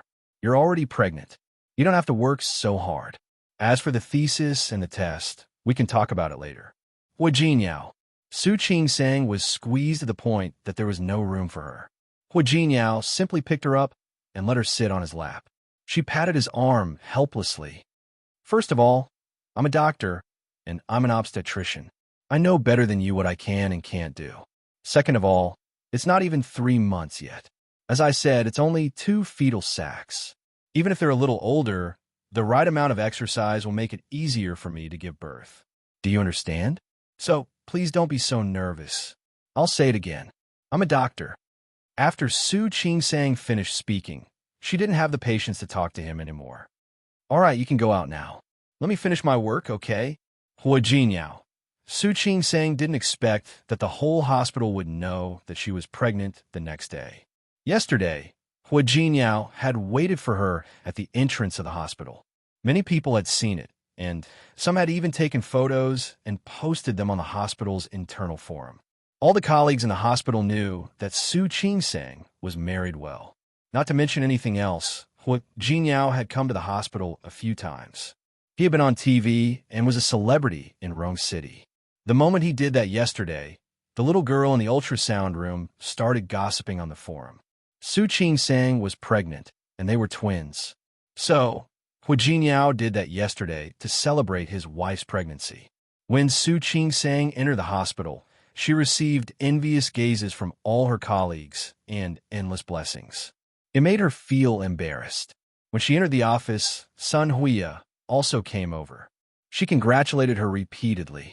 She said that no obstetrician in the hospital had ever given birth to twins. She was the first. Su Qing-sang felt like she was surrounded by people the whole day. That feeling was really not something she was used to. Surrounded by a group of colleagues to congratulate her, she took the initiative to treat them to dinner tonight. Chapter 628. In the cafe opposite the hospital, Su Qing-sang and Su Changhui sat face to face. Su Changhui looked a little more haggard than 2 days ago. Su Qing-sang didn't know why he asked her to come. She thought Su Changhui had returned to Lin City. "Dad, what can I do for you?" These words were really quite polite. The other party was her father. Couldn't he come to her for no reason? Su Changhui naturally heard it and looked a little embarrassed. "Nothing. I have a plane ticket back to Lin City tomorrow, so I wanted to come and see you." "Thank you." Su Changhui looked at his daughter in front of him. Su Peijian looked like his mother, but Su Qing-sang and Su Yusin looked like him. Su Yusin looked more like Li Qianxue. The shape of Su Qing-sang's face was actually a bit like Li Qianxue's. He lowered his head and thought of what he had overheard when he entered the hospital. "I heard that you're pregnant?" Su Qing-sang glanced at him. She didn't expect him to know about this. "Yes, I'm pregnant." She didn't want to hide it. Since he already knew, there was nothing she couldn't say. It was a good thing anyway. Okay. Su Changhui couldn't find anything else to say. When I went to your hospital just now, I heard your colleagues discussing it. I think they said it's twins?" "Yes." "Good. That's great." Su Changhui didn't know what else to say. "I've never taken care of a pregnant woman before. I don't know what you need to eat or use at this time." "Dad, I'm a doctor." Su Qing-sang looked at his embarrassed look, but her mood didn't change. "I know how to take care of myself. Don't worry." Su Changhui nodded repeatedly. He thought of another thing. "Does your mother know you're pregnant?" "Not yet." Su Qing-sang didn't have time to say. "I ate out yesterday and didn't video call my mother. I'll tell her today." Su Changhui nodded. His lips moved, and he wanted to say something, but he stopped in the end. There was silence again. Su Changhui picked up the coffee in front of him and took a sip. The black coffee was a little bitter. "Qing-sang." "Yes." "Can I come to see you when your child is born?" "Why not?" It was the first time that Su Qing-sang had seen Su Changhui being so cautious. "You're their grandfather. Of course, you can visit them." Su Qinghui's expression changed a little because of her words. He lowered his head and felt complicated. "I went to see Peijian yesterday." Su Changhui couldn't help but feel emotional when he thought of his daughter, whom he had doted on for more than 20 years, ending up like that. "She didn't want to see me. She didn't want to see me. I had to think of a way to see her." Su Changhui didn't need Su Qing-sang's response. He just wanted to talk to someone. Since when did he not even have someone to talk to by his side? "I don't know when it started, but I've been thinking about it. Did I do something wrong?" This kind of thinking finally reached its peak after the two of you changed back. "I know it's my fault, irreparable, but I didn't know it would bring about such serious consequences." Su Qing-sang didn't comment. They were all adults, and it wasn't something that could be explained away by being impulsive. Everyone had to pay the price for their actions, no matter who it was. "She looks good." Saying good was just a comforting word. How good could she be in such a place? Qing-sang, "I've already persuaded her. I want her to serve her sentence well, try to get her sentence reduced, and then come out as soon as possible." Su Qing-sang didn't respond. Hopefully. She had never regarded Su Peijian as an enemy. She hadn't in the past, and she wouldn't in the future. As long as she didn't provoke her, even if she wasn't very willing to get along with her like a normal sister, she was willing to live in peace with her. After Su Changhui finished speaking, he didn't get a response from Su Qing-sang. He was a little disappointed. He looked up at Su Qing-sang with a somewhat uneasy expression. Qing-sang, do you still hate me? No. Su Qing-sang had never hated Su Changwei. Dad, you're thinking too much. I was wrong for so many things in the past. It's only right for you to hate me. Su Qing-sang was silent. She couldn't respond to this. Dad, I don't hate you. There was a bit of resentment, a bit of blame, but not hatred. Su Qingwei looked up at her. Her eyes were clear and innocent. He believed that she really didn't hate him. Unfortunately, just because she didn't hate him didn't mean that others didn't hate him. For example, Li Qinxue. But your mother hates me very much. Su Qing-sang couldn't respond to this. Li Qinxue hated him as much as she loved him in the past. It was normal for her to hate him. Su Changwei also seemed to realize that it wasn't appropriate to say this to his daughter. Do you have time tonight? Let's have dinner together. Call Hu Jinyao too. I promised to treat my colleagues to dinner tonight. Su Qingwei looked disappointed. Su Qing-sang lowered her head, thought for a moment, and added, They're all colleagues in our department. If you don't mind, why don't you come together? Su Qinghui's eyes lit up. He looked at Su Qing-sang in disbelief. Qing-sang, Hu Jinyao will come too. My colleagues are all very nice and usually take good care of me. They're all very happy that I'm pregnant this time. That's why I said I'd treat them to dinner. It's my duty, it's my duty. Then, will it be inconvenient? No, it's not inconvenient. When Hu Jinyao saw Su Changwei in the evening, he was a little surprised. He glanced at Su Qing-sang, who was greeting her colleagues into the private room. Everyone in the department had come, and the big table was full. Hu Jinyao, Su Qing-sang, and Su Changwei sat at the top. This was Tang Mohan's family's property, so the environment and dishes were not ordinary. When the others saw Hu Jinyao, they were a little restrained at first, but they soon let go. Hu Jinyao had previous experience, so he didn't drink a drop of wine. Su Changwei, on the other hand, ate a lot. He toasted every colleague of Su Qing-sang, thanking them for taking care of Su Qing-sang and asking them to continue to take care of her in the future. Su Qing-sang looked at Su Qinghui's actions and didn't say anything. She just scooped a bowl of soup for Su Changwei when he sat down. That was a casual gesture. Su Changwei looked at her, but his eyes were a little hot. The meal was a happy one for both the host and the guest. Hu Jinyao was very sober, but Su Changwei drank too much. In the end, Hu Jinyao and Su Qing-sang sent him back to the hotel. Hu Jinyao held the hairdryer and dried Su Qing-sang's hair. Her eyes were half closed, as if she was enjoying his service. Are you tired? No, she didn't move much today. How could you be tired? Why is your dad here today? He came to me in the afternoon and heard about my pregnancy. He asked if I was free to have dinner with him tonight. He said he was going back to Lin City tomorrow, so I called him. Hu Jinyao could guess that was probably the result. I thought you hated him. I don't. She looked at Hu Jinyao in the mirror. Why do you all think I hate him? You don't hate him. Only when you have expectations for a person will you hate him. If you don't have expectations for a person, you won't hate him. Su Qing-sang's hair was almost dry. She turned to look at Hu Jinyao. Why does my mother hate my father so much? It's because she always had expectations for my father. She thought that one day she could move my father and make him fall in love with her. That's why she hated him so much when she knew that my father couldn't love her and would only hurt her. But I'm different. Ever since I was a child, I never had expectations for my father. Perhaps there was, but it had been too long. That kind of expectation disappeared without a trace in the end. I always knew that the person he liked the most was Su Peijian, then Yusin. So, after I tried a few times, I gave up.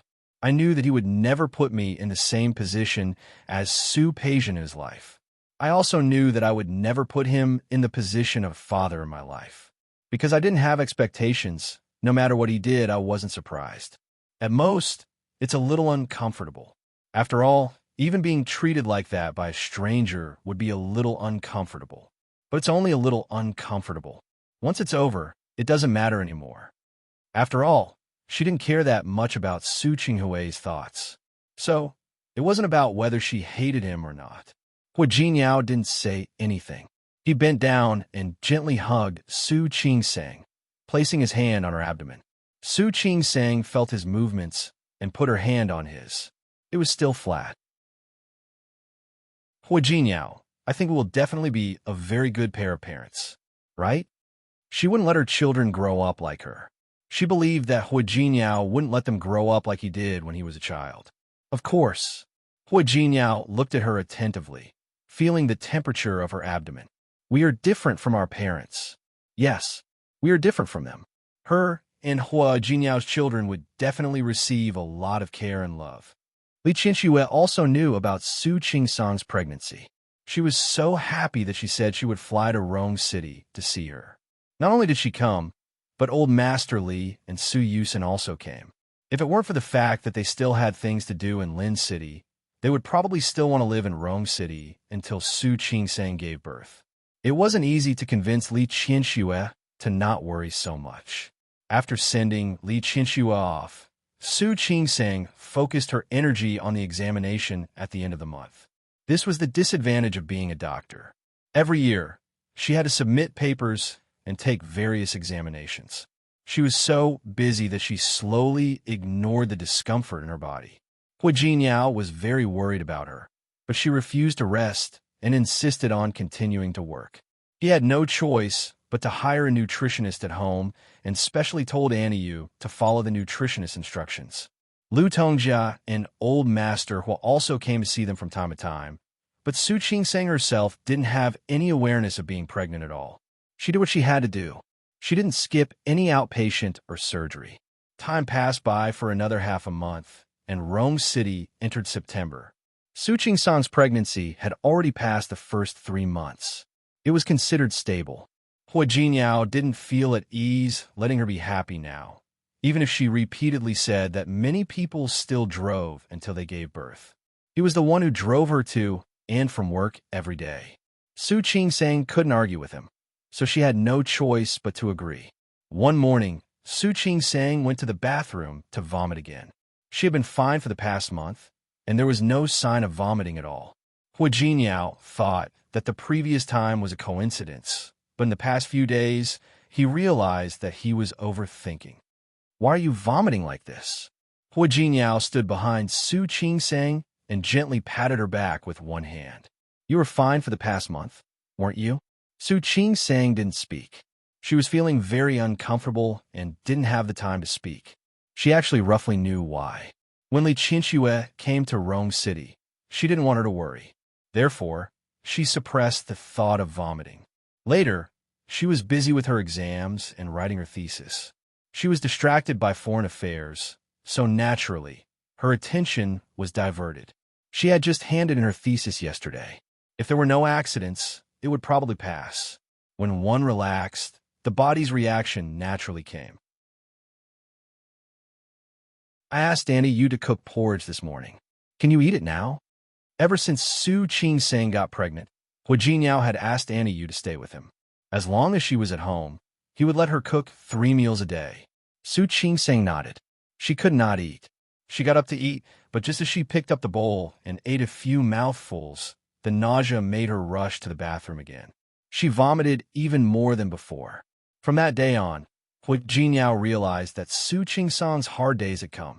She almost vomited everything she ate. No matter how bland the food was, she would vomit it after eating it. Hui Jinyao saw this and was extremely anxious. Why don't we go to the doctor? Hui Jinyao looked at Su Qingsang, whose face was pale from vomiting. He really didn't know how to stop her from vomiting or make her feel better. Su Qingsang lay in front of the toilet and waved her hand. She was really uncomfortable now. She had reached the point where she could vomit even when drinking water. Wife, she had been vomiting like this for a week. In just a few days, she had lost a lot of weight.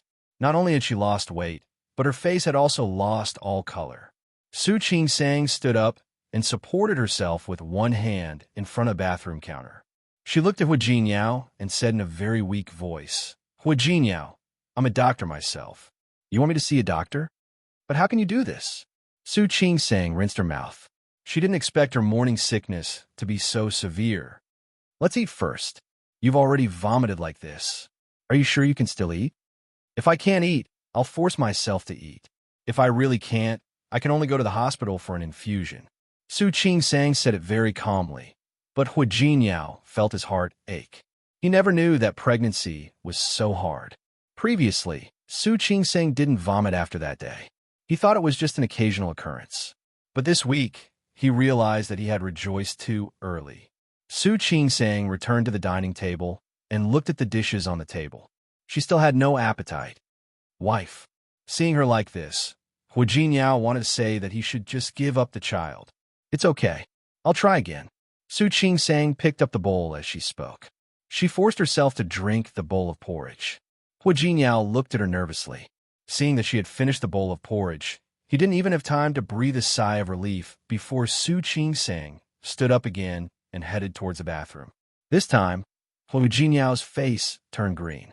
He followed her to the bathroom and found that Su Qingseng had vomited everything she had just eaten. Hu Jinyao really couldn't calm down now. Wife.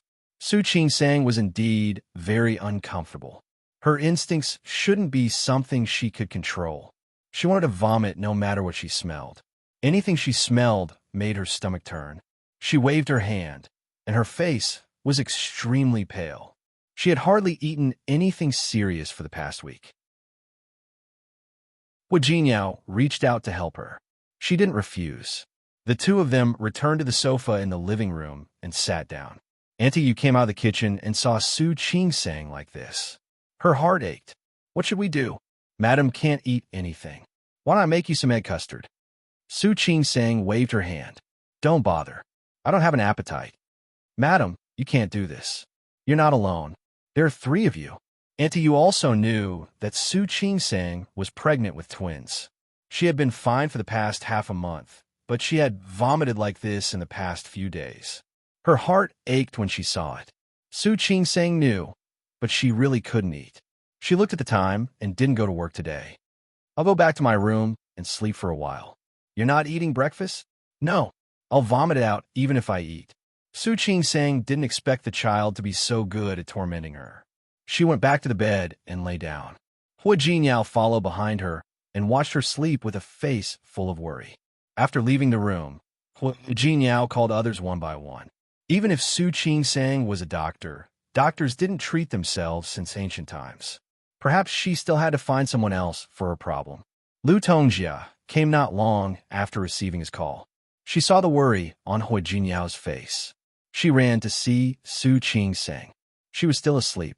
After she got pregnant, she was more sleepy than before. Previously, she had to take the exam and write the thesis, so she forced herself to be energetic and busy. Now that she was done, she also relaxed. You haven't eaten properly for a week, and you're only telling me now? Qingseng didn't let me say it. Hu Jinyao was also very helpless. She said she's a doctor. She understands everything. She understands everything. Why doesn't she eat? Lu Tongjia was furious. She couldn't help but raise her hand and pat Hu Jinyao on the shoulder. How did you take care of her? Mom. Hu Jinyao wanted to beg for mercy. When a mother and son talked about Su Qingseng, their tones were equally worried. Unknowingly, there was a little more intimacy. However, Lu Tongjia wasn't a doctor. She came to keep an eye on Su Qingseng and let her eat properly. However, Su Qingseng was destined to let her down. She woke up at noon and sat at the dining table. In front of her stood Hu Jinyao, Ms. Yu, and Lu Tongjia. Su Qingseng, who was being stared at by them, felt great pressure. Looking at the light dishes on the table that Lu Tongjia had personally ordered, she forced herself to eat some. She ate half a bowl of rice and drank a bowl of soup. Hu Jinyao breathed a sigh of relief. It was indeed beneficial to have Lu Tongjia come over. However, his relief only lasted for less than a minute. The moment Su Qingseng put down the bowl, she rushed to the bathroom again. This time, she almost spat out the yellow bile. When she came out of the bathroom, her legs were weak, and she felt indescribably weak. Wife, Qingseng. Madam. Su Qingseng looked at the concerned faces of the people in front of her and smiled bitterly. I'm sorry. I really try my best. If she couldn't eat, she couldn't eat. If she wanted to vomit, she wanted to vomit. This was really out of her control. Lu Tongjia and Hu Jinyao looked at each other. What should we do? Lu Tongjia was also helpless. Do we really have to go to the hospital for an infusion? You're a doctor yourself. You should know that it's not good for your health. Of course, Su Qingsang knew that. She shook her head and said, "No infusion. I'll endure it for a while. I'll eat it later." She was a doctor and knew many ways, such as ginger juice and applesauce. She had tried it 2 days ago. At that time, she could suppress it, but when it was time to eat, she still vomited whatever she ate. In the end, Su Qingsang drank some soup. Because she didn't eat much, she finally didn't vomit anymore. However, she refused to eat again. Hua Jinyao looked anxious. In the evening, Lu Tongjia asked Mizu to make more dishes. With so many dishes, she had to find one that Su Qingsang could eat without vomiting, right? It was still useless. Hua Jinyao felt that his hair was about to fall out. At night, Su Qingsang had already fallen asleep. However, he couldn't sleep. Looking at Su Qingsang's pale face, he came out of the room and went to the living room. Lu Tongjia didn't sleep either. She couldn't sleep either. Su Qingsang's reaction in the past few days was really worrying. You've only just arrived, and you already have such a big reaction. You have 2 more in your stomach. What will happen if this continues? No matter how much Lu Tongjia didn't like Su Qingsang before, she began to accept her after hearing what her son said. Not to mention that Su Qingsang was pregnant now. Twins. The happier she was before, the more worried she was now. Hua Jinyao sat still. Lu Tongjia didn't like him like this. She patted the back of his hand and said, "Think of a way." What could he think of? He tried his best to coax Su Qingsang to eat every day. But could she blame him for not being able to eat? You're really useless. Lu Tongjia was so angry that she couldn't help but despise her son. I'm useless, but you are. Think of a way. Lu Tongjia cleared her throat and said, "What can I think of? When I gave birth to you, you were much more obedient in my stomach." Hua Jinyao rarely heard Lu Tongjia talk about the past. In fact, Lu Tongjia rarely talked about the past. Now that she talked about it, there was no pain on her face. Instead, there was a hint of nostalgia. When you were in my stomach, you didn't mess with me. You were all very obedient, especially Wu Shuang. From beginning to end, she didn't react at all. After she was born, she was also very obedient and sensible. It was the first time in more than 10 years that Hua Jinyao talked about his brother and sister to Lu Tongjia. Hua Jinyao didn't interrupt her. He listened to her talk about some of the fun things that happened when she was pregnant. Lu Tongjia talked about Hua Jinkai and Hua Wushuang. What about me? Mom, what were you like when you were pregnant with me? You? Lu Tongjia smiled. Her eyes were calm, and she didn't look angry in the past. In the beginning, I felt a little nauseous. Then I got better. At that time, my appetite was also strange. I didn't like food in the past, but at that time, I liked it very much. For example, fish and prawns. I used to like them, but at that time, I didn't like them anymore. At that time, Aunt Jo found it difficult to cook. She didn't know what I wanted to eat. After all, I changed my mind every day. Hearing her words, Hua Jinyao suddenly stood up. Mom, I know what to do. Did she say anything just now? Lu Tongjia looked confused. Hua Jinyao glanced at her, grabbed the car keys, and went out.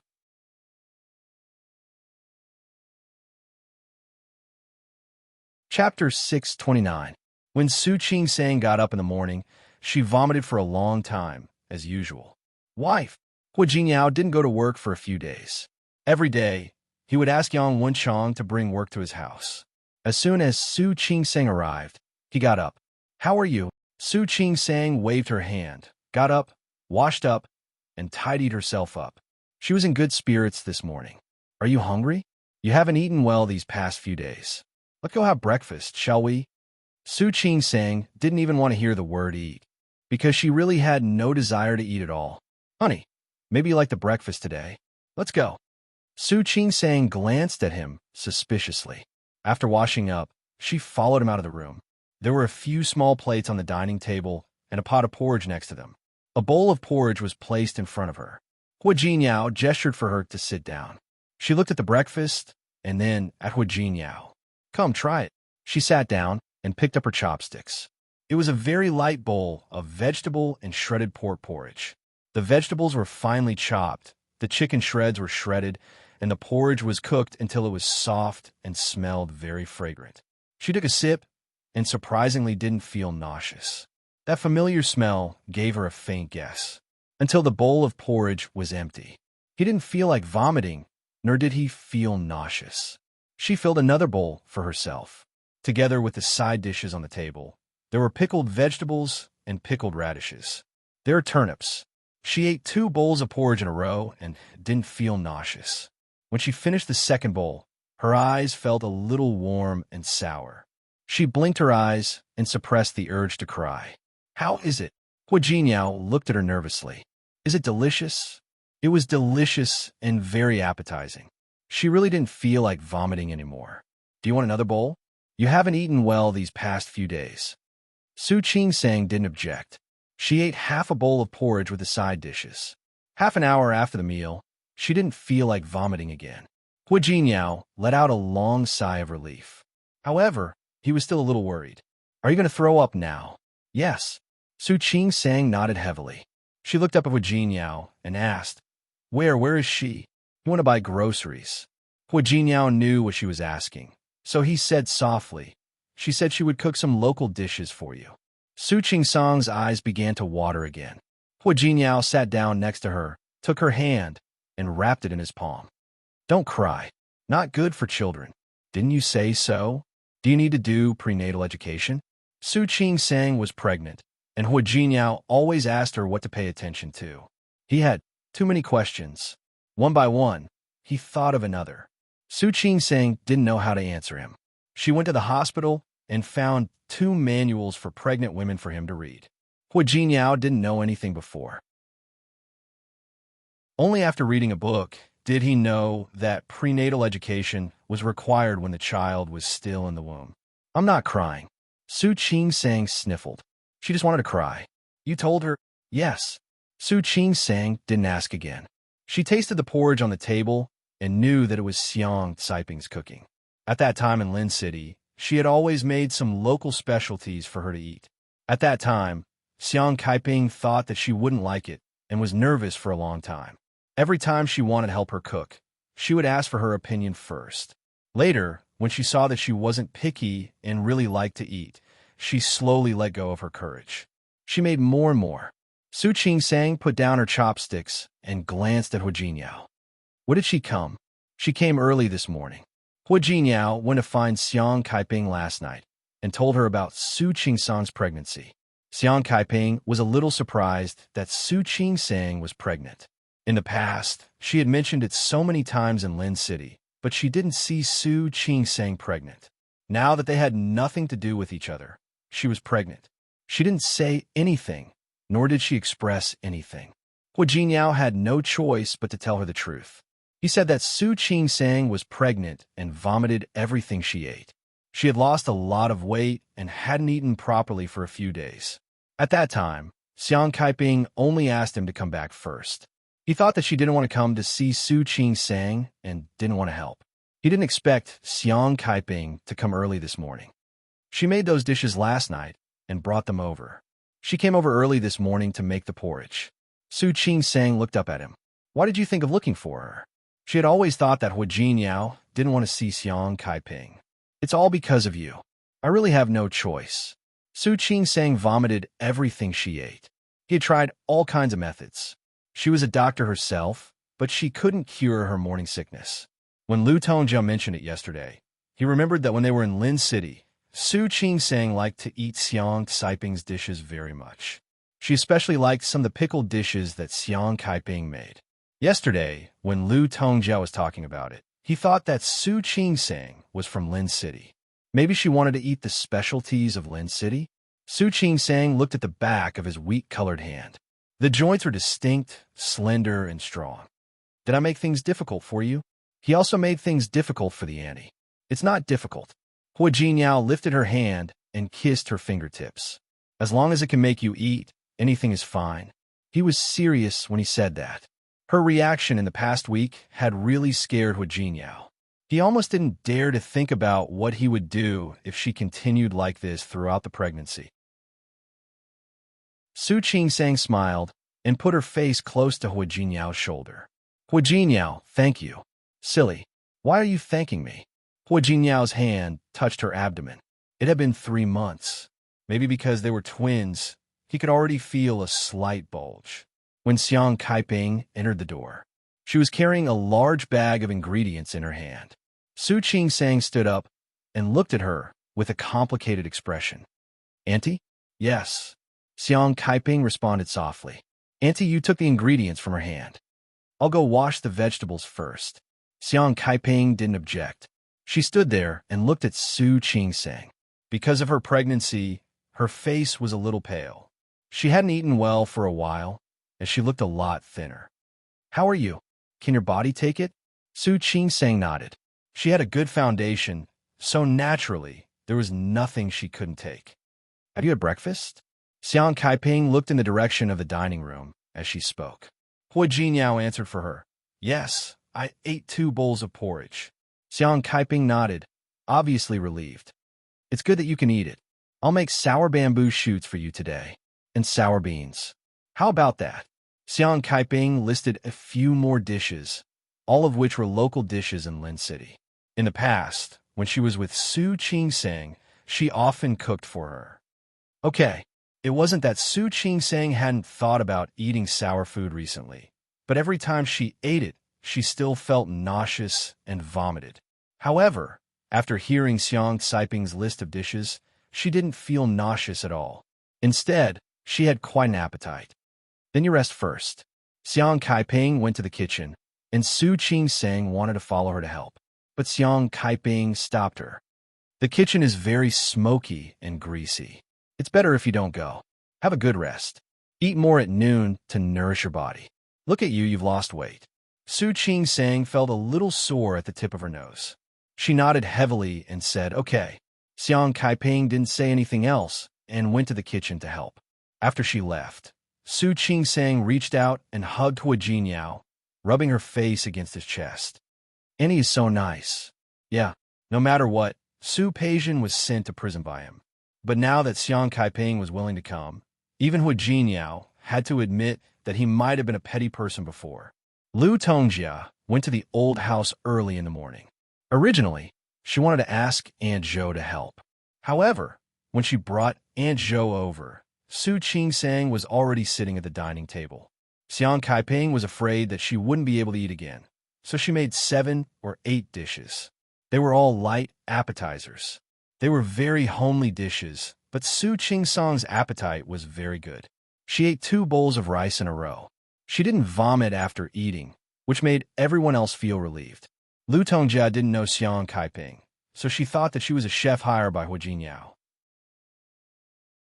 Especially at this time, Xiang Kaiping was wearing an apron. Her face, which looked a little old and haggard because of Su Peijian's imprisonment, had not recovered. It was no wonder that Lu Tongjia misunderstood. You're good at cooking. Qingsang likes your dishes so much. You should stay. Xiang Kaiping was stunned. Before she could say anything, Hua Jinyao spoke. Mom, you didn't say anything unnecessary. One look made Lu Tongjia understand that Xiang Caiping's identity might not be ordinary. Mom, you eat first. After eating, we'll go buy some things. Qingsang needs them later. Lu Tongjia understood that her son had something to say to her, so she didn't refuse. Under Su Qingsang's invitation, she sat down and tasted Xiang Caiping's cooking. To be honest, compared to the chef at home, it was really average. However, it was already very good that Su Qingsang was willing to eat it. After eating, Hua Jinyao took Lu Tongjia away under the excuse of buying things and sending Aunt Zhou home. Aunt, you want to clean up the dishes. Su Qingsang looked at Xiang Kaiping and said apologetically, Annie, am I right? Jinyao's mother didn't do it on purpose. It's okay. Xiang Kaiping had experienced so many things over the years, so she didn't mind this kind of thing. It's not a big deal. The two of them sat on the sofa, facing each other in silence. Xiang Kaiping tried to find something to talk about. I went to see Peijian again last month.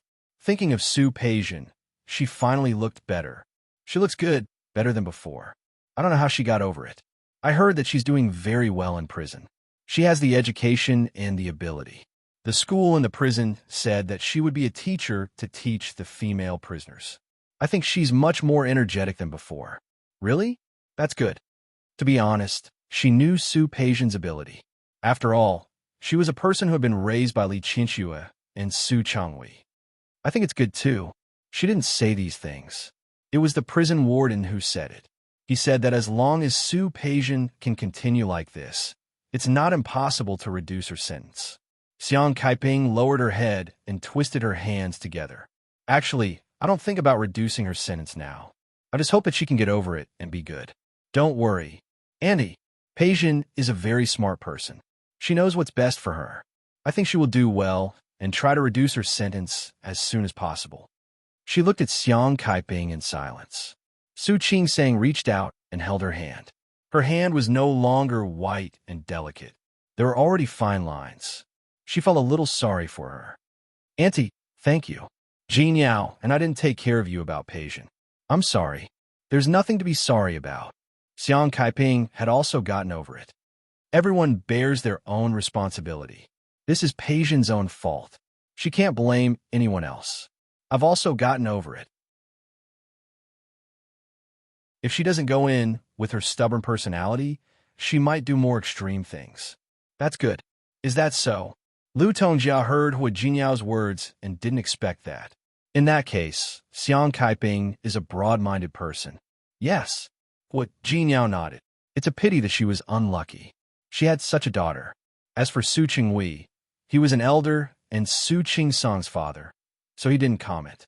But if you do this, your mother-in-law will be unhappy, right? Lu Tongjia immediately thought of this. Your mother-in-law has been at odds with Xiang Kaiping for so many years, but now you let Xiang Kaiping take care of Qingsang. Isn't that bad? For example, she takes care of Qingsang on the surface, but secretly, she wasn't being mean. In fact, if she were Xiang Kaiping, she would never want to see Su Qingsang and her husband. Mom, Annie isn't that kind of person. You may know a person's face, but you don't know her heart. Besides, even if she has good intentions, what if your mother-in-law finds out? Have you ever thought that it might be another conflict? I've thought about it. How could Wu Jinyao not think about it? I've thought about it. How could Wu Jinyao not have thought about it? But I have no choice now. You saw it too. In the end, Qingsang treated Annie differently. Qingsang is willing to eat the food she cooks. I don't have the mood to care about what my mother-in-law thinks now. I just want Qingsang to eat well. That was true.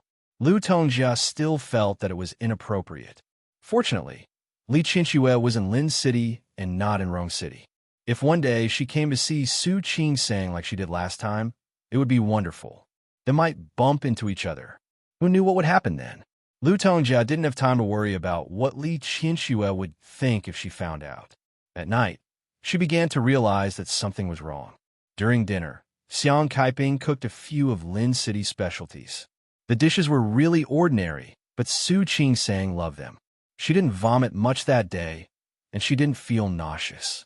In the evening, Xiang Kaiping specially made a hot and sour soup and stir-fried diced meat, with the pickled bamboo shoots left over from lunch. Su Qingsang liked the two sour dishes very much. When she sat down, she asked Lu Tongjia and the others to eat together. Jin Yao eat. Auntie eat. Auntie, you sit down and eat too. When she called her auntie, Lu Tongjia realized what was going on. Su Qingsang had been calling her Annie for nearly a year because she didn't want to admit her identity before. Now that Xiang Kaiping was here, Su Qingsang also called her Annie. Who knew she called her Annie? Su Qingsang also realized it. She looked at Xiang Kaiping and said, Auntie Xiang eat. That was the difference.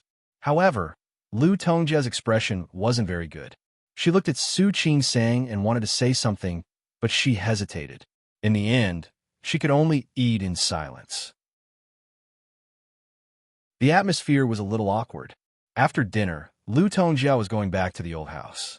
Su Qingsang could eat now and wouldn't vomit again, so she didn't have to worry so much. Auntie, you're going back? Since she was pregnant, Lu Tongjia had taken good care of her. Su Qingsang glanced at Hua Jinyao and said, You send Auntie back. No need, there's a driver. Let him stay and take care of you. Lu Tongjia didn't leave immediately after she finished speaking. She stood in the living room and stared at Su Qingsang. Su Qingsang felt uncomfortable under her stare and didn't know what she was going to do. Lu Tongjia looked around. Auntie, you was cleaning up in the kitchen. Xiang Kaiping stayed in the guest room and went back to her room. There were only her, Hua Jinyao, and Su Qingsang in the living room. She cleared her throat, her expression a little serious. You're already 3 months pregnant. Don't you have to think about some things? Think about what? What did she have to think about? Lu Tongjia suppressed the embarrassment in her eyes, and her voice became a little stiff. The problem of how the child will be called after the child is born. The problem of how the child will be called after the child is born? Su Qingsang didn't quite understand and subconsciously looked at Hua Jinyao. However, Hua Jinyao didn't understand either. Lu Tongjia clenched her fists and released them again, forcing herself to look indifferent. The child in your stomach is my grandson or granddaughter, right? They're born and call me grandma, but you're still calling me Auntie. What do you want others to think? Su Qingsang blinked and looked at Hua Jinyao again. Why are you looking at him? Lu Tongjia's voice was a little cold. You're going to give me a grandson. Do you still want to call me Annie? Su Qingsang finally understood what was going on. Her lips moved with a trace of uncertainty. But didn't you tell me not to call you Mom? Then why did I ask you to divorce Hua Jinyao? Why didn't you say so? Even Lu Tongjia felt embarrassed after saying that. She glared at Su Qingsang and said, Stupid. I don't know what Hua Jinyao likes about you. Such a stupid brain was really infuriating. Lu Tongjia turned around angrily and walked away. The expression on her face was not very good. Su Qingsang's expression was a little strange. Her lips moved, and when Lu Tongjia stepped out of the door, she took 2 steps forward. Mom, take care. Lu Tongjia had 1 foot out of the door. She suddenly heard the word Mom and almost tripped over the door sill. She turned around and glared at Su Qingsang. Su Qingsang called her Mom the first time, but she was much more comfortable the second time. It's getting late. Mom, go home and rest early. Don't worry about me. I don't need you to worry about me. You should take care of yourself. After saying that, Lu Tongjia felt that her tone was too harsh. Without looking at Su Qingsang, she said, Don't always point to others about what you want to eat. Call me, and I'll ask someone to make it for you. Thank you, Mom. I got it. Su Qingsang touched her nose and said, Don't worry. If I want to eat something, I'll tell Jinyao. Lu Tongjia looked at her with a look of disgust. Stupid. Jinyao was Jinyao, and she was herself.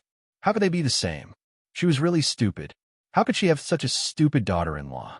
Lu Tongjia left with a look of disgust on her face.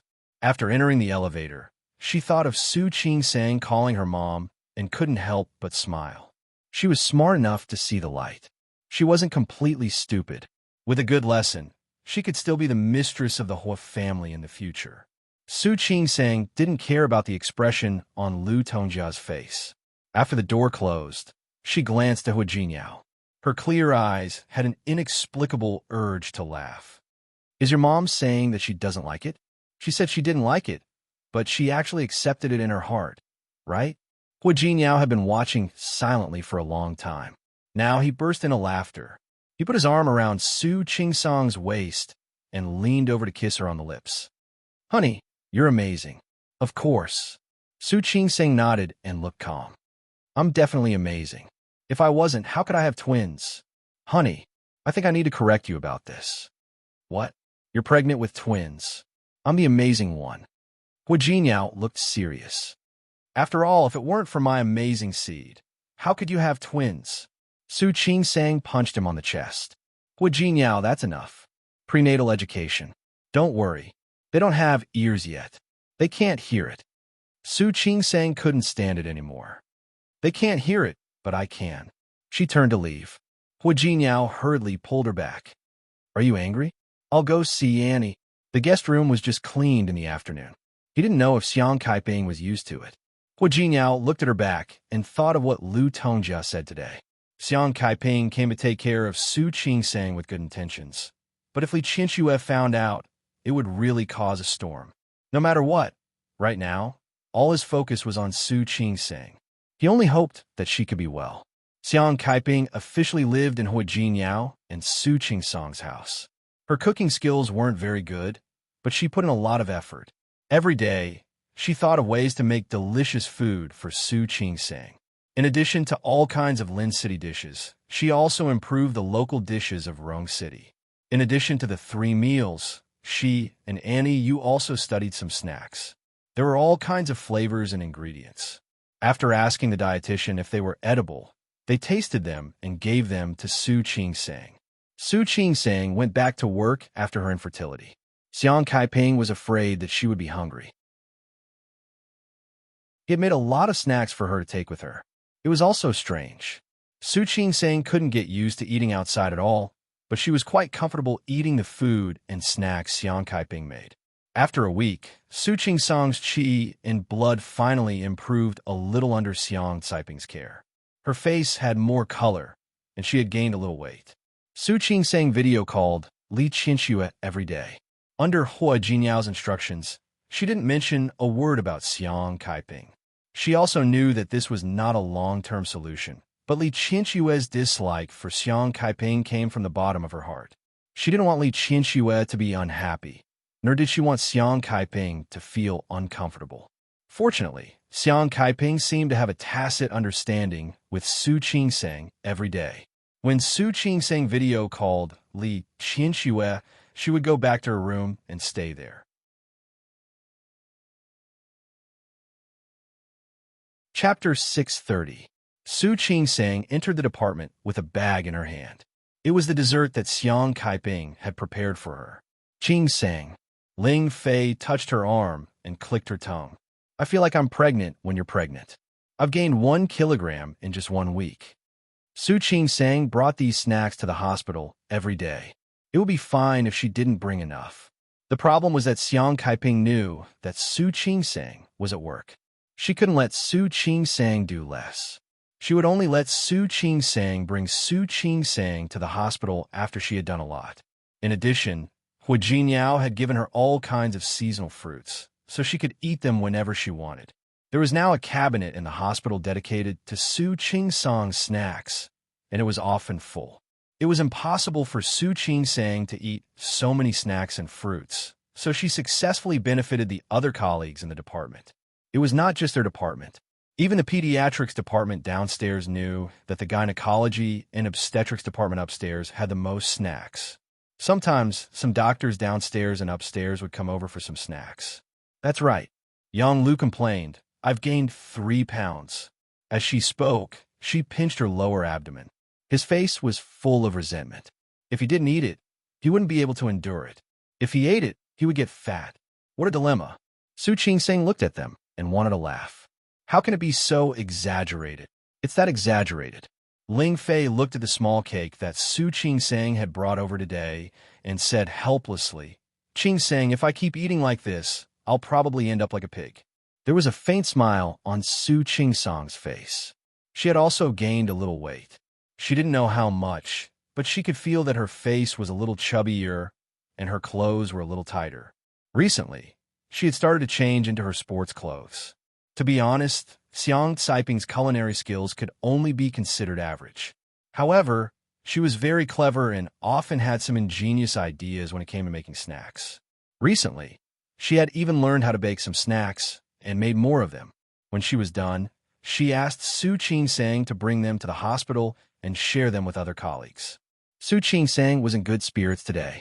When she got up in the morning, she had a big appetite. He ate 2 bowls of porridge. He even ate a bowl of wontons. Last time, Xiang Kaiping made some wontons. The wontons she made were different from those on the streets. She was used to thinking up clever tricks. For example, mushroom powder was added to the wonton filling. She bought dried shiitake mushrooms, ground them into powder, and put them into the wonton. The wonton filling had the fragrance of shiitake mushrooms, but it wasn't too greasy. Coupled with the fact that the broth was cooked, it tasted especially good. Ever since Xiang Kaiping came to take care of her, her cooking skills had improved tremendously. Later, she found out that Su Qing-sang liked to eat the wonton she made, so she simply made more and put them in the refrigerator to freeze. Su Qing-sang could cook them whenever she wanted.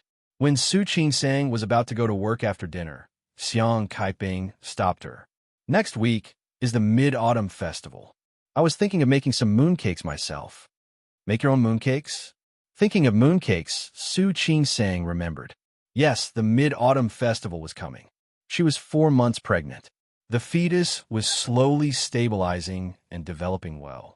Its condition was not bad in all aspects. And Su Qing-sang looked at Xiang Kaiping. She had taken good care of Xiang Kaiping for the past month, and her figure had grown a little plumper. It's too much trouble. Why don't we buy some for ourselves? I asked Jin Yao to check online, and he said it's not troublesome. It was very simple. As long as there was a mold, it would be fine. I was thinking, isn't tomorrow the weekend? If you're free, come with me to buy some raw materials. Xiang Kaiping glanced at Su Qing-sang's belly. Your fetus has stabilized, so you need to move from time to time. I know.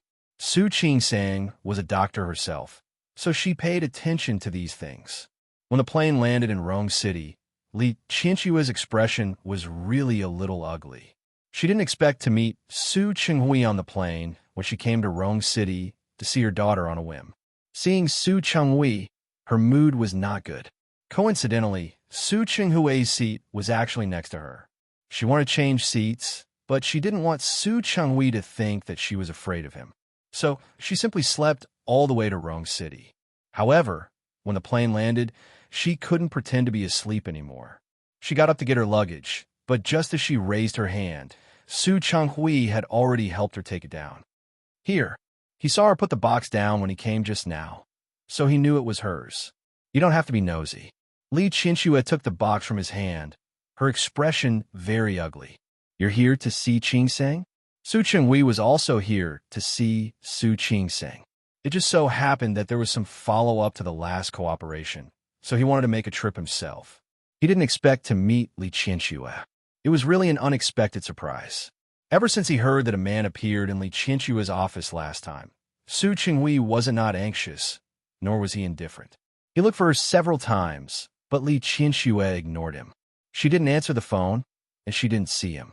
She didn't reply to his text messages. Her attitude was too firm.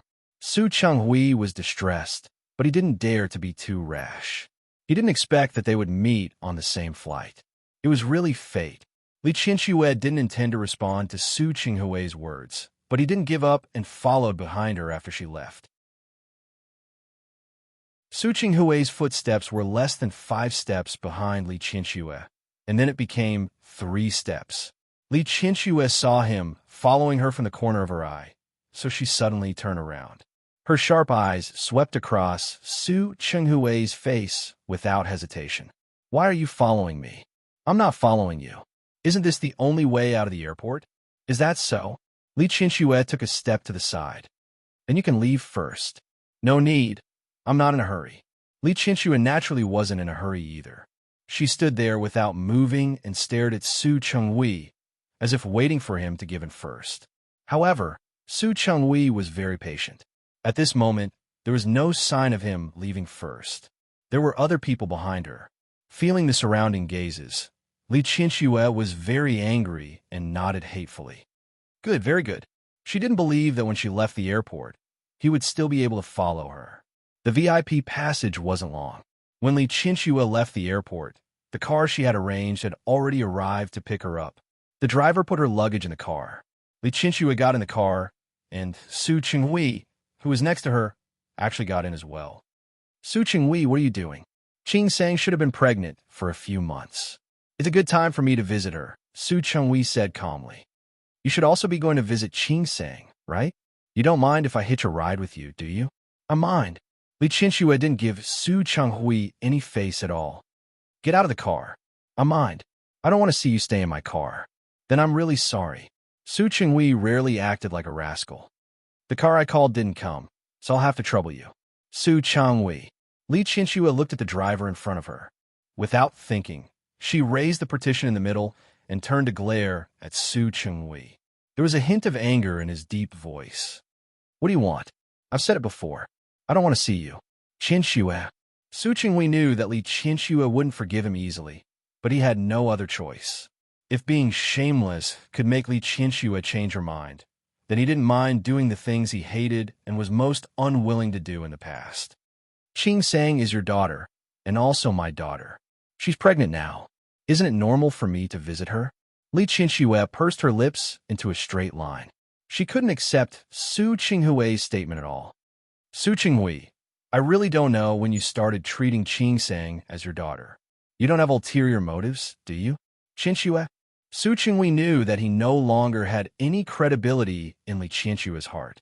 However, he still felt a little uncomfortable when he heard her suddenly criticize him like this. Li Qinsue didn't care about him. The car continued to move forward. She turned her face away and didn't look at Su Qinghui. She didn't chase him away again, which made Su Qinghui heave a sigh of relief. Looking at Li Qinshue's beautiful side profile, his heart was moved. He was a normal man. In the past, because of his self-righteous hatred for Li Qinsue, even if he had needs, he would rather solve it himself. But one day, after recognizing his own feelings, he couldn't continue like this anymore. He often thought of Li Qinsue, thinking of her sleeping beside him for more than 20 years. In fact, many times he would wake up in the middle of the night and look at Li Qinshue's sleeping face. However, at that time, he needed to constantly hypnotize himself that this woman was someone he hated and that he wouldn't be interested in. But now, he didn't need to hypnotize himself. He often thought of Li Qinsue.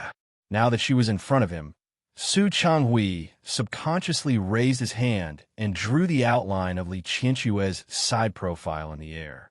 His gaze was too eager, and his hand unconsciously moved forward a lot. Feeling that she was being watched, Li Qinsue quickly turned her face. As a result, her lips unexpectedly bumped into his finger. Li Qinsue suddenly stepped back a little. Su Qinghui, don't go too far. I'm sorry. The warm and soft touch on his fingertips disappeared, and Su Qinghui sighed in his heart. It was a pity. How long had it been since he last touched her lips? Stay away from me. She didn't need his apology. She just needed this man to stay away from her. I can't do it. Su Qinghui's body leaned forward slightly. Looking at the anger in Li Qinshue's eyes, he sighed softly in his heart. Qinsue, I can't help myself when it comes to you. Li Qinsue wouldn't believe his nonsense at all. She pushed him hard and said, Su Qinghui, either you stay away from me, or I'll make you get out of the car right now. Choose one of the two. After saying this, she moved her body a little closer to the car window. She wanted to stay away from Su Qinghui. An hour later, Li Qinshue's car stopped in front of Su Qingsang's apartment. Just as she was about to get out of the car, she suddenly saw a scene that shocked her very much. Yesterday, Su Qingsang heard from Xiang Kaiping that she was going to buy ingredients to make mooncakes, so she accompanied her to go shopping today.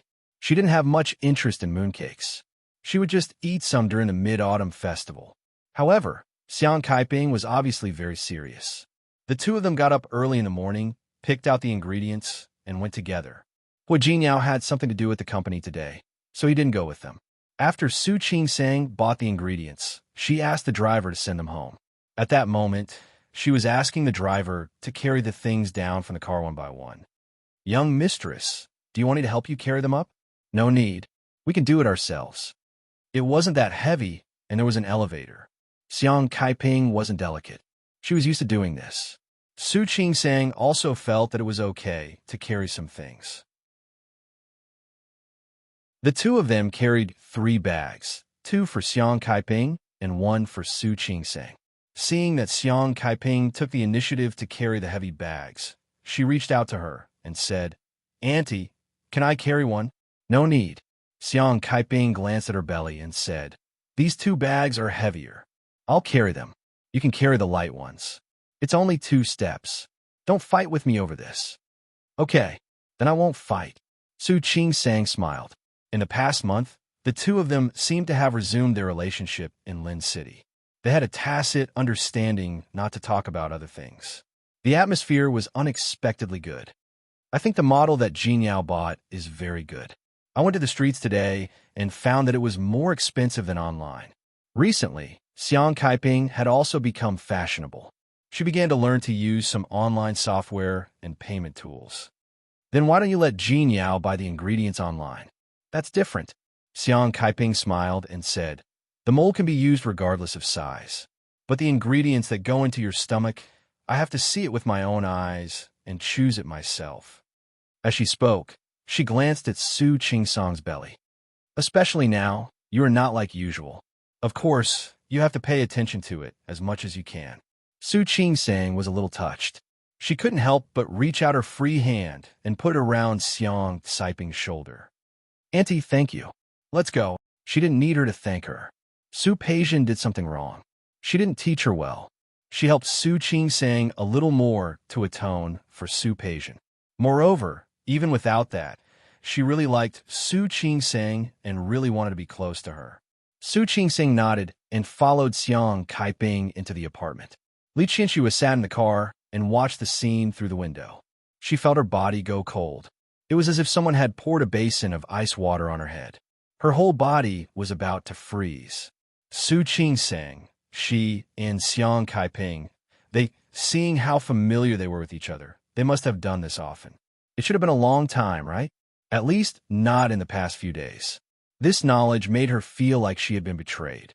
That kind of feeling was even worse than the feeling she had when she found out that Su Changhui had swapped the child. Qingsang? How long had they been like this? During this period of time, she was worried that Su Qingsang wouldn't take good care of herself when she was pregnant. She video called her every day and repeatedly reminded her. But she didn't even say a word. She actually hid it so well. What did she mean? Living with Xiang Caiping? Acknowledging Xiang Caiping as her mother? Or did Xiang Caiping use some method to make her close to her? Li Qianxue's thoughts were a little confused. No matter which one it was, it wouldn't be like what she wanted to see now. "Qianxue?" Su Qinghui looked at Li Qianxue, his voice worried. Of course, he saw it too. Although he didn't quite understand, they were supposed to be enemies. Su Peijian's imprisonment had something to do with Hu Jinyao and Su Qingsang, but now Xiang Caiping and Su Qingsang seemed to have a harmonious relationship. People would believe that they were mother and daughter. His voice made Li Qianxue turn around. She glared at Su Qinghui, her cold eyes sharp and full of hatred. "Is this why you're here? Qianxue, are you here to see that woman?" No. Before today, he didn't even know that Xiang Caiping and Su Qingsang were together. No. Li Qianxue smiled, but the smile didn't reach her eyes. "You're not here to see her? Do you think I'll believe you?" She sat up straight and clenched her fists on her knees. "Su Changhui, this is your doing, isn't it? Not only did you exchange my child, but you also want my child to be close to another woman?" "Qianxue, I didn't." Su Changhui. Li Qianxue didn't believe a single word. "You're amazing. You're really amazing.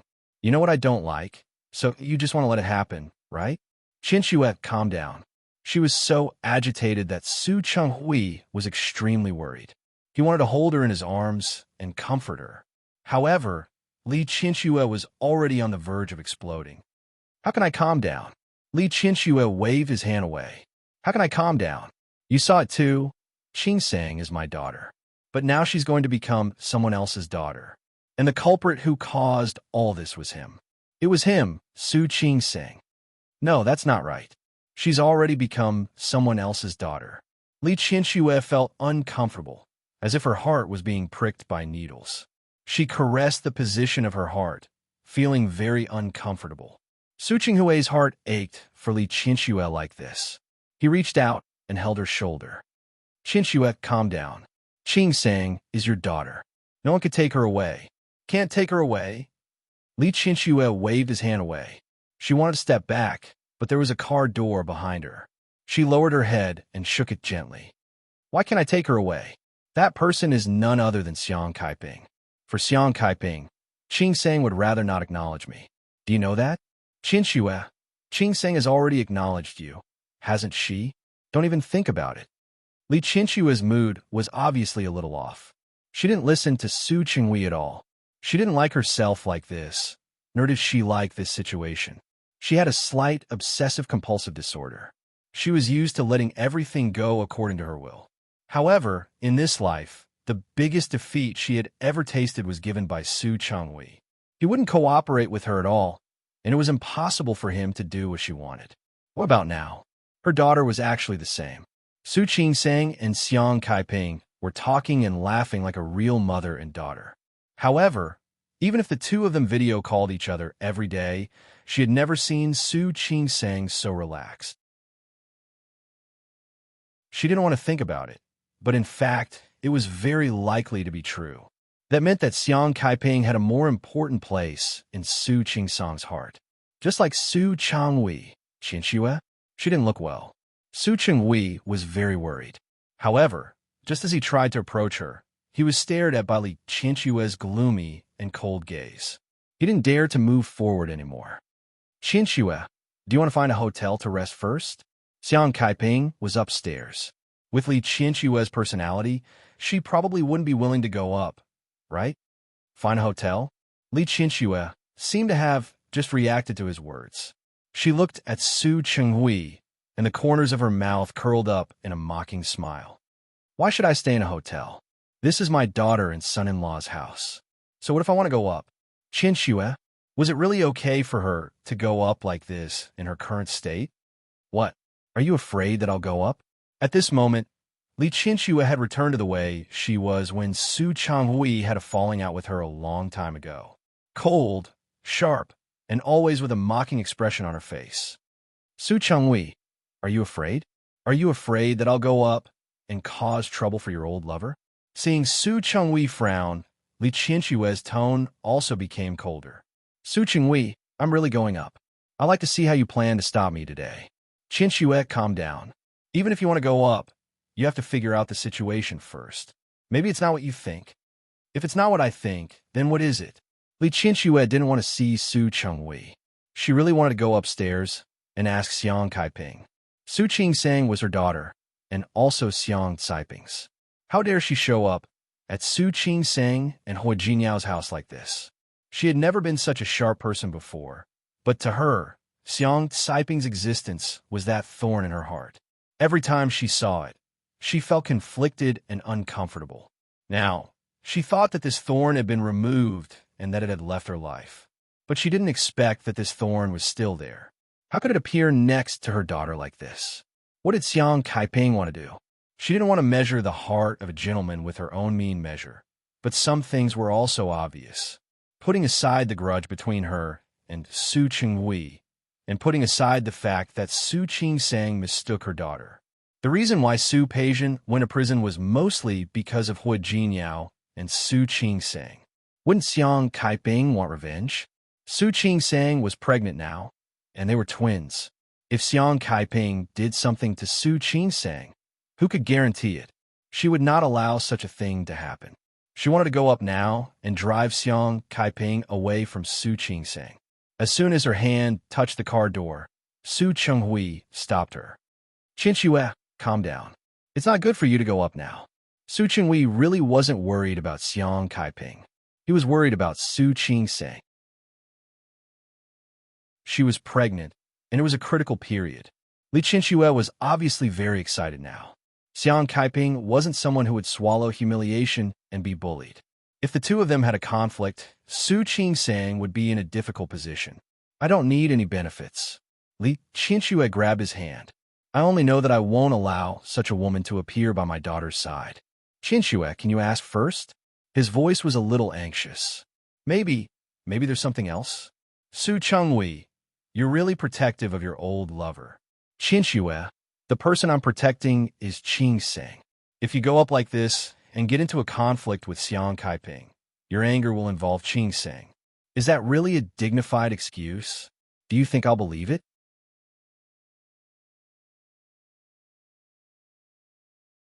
Chapter 631.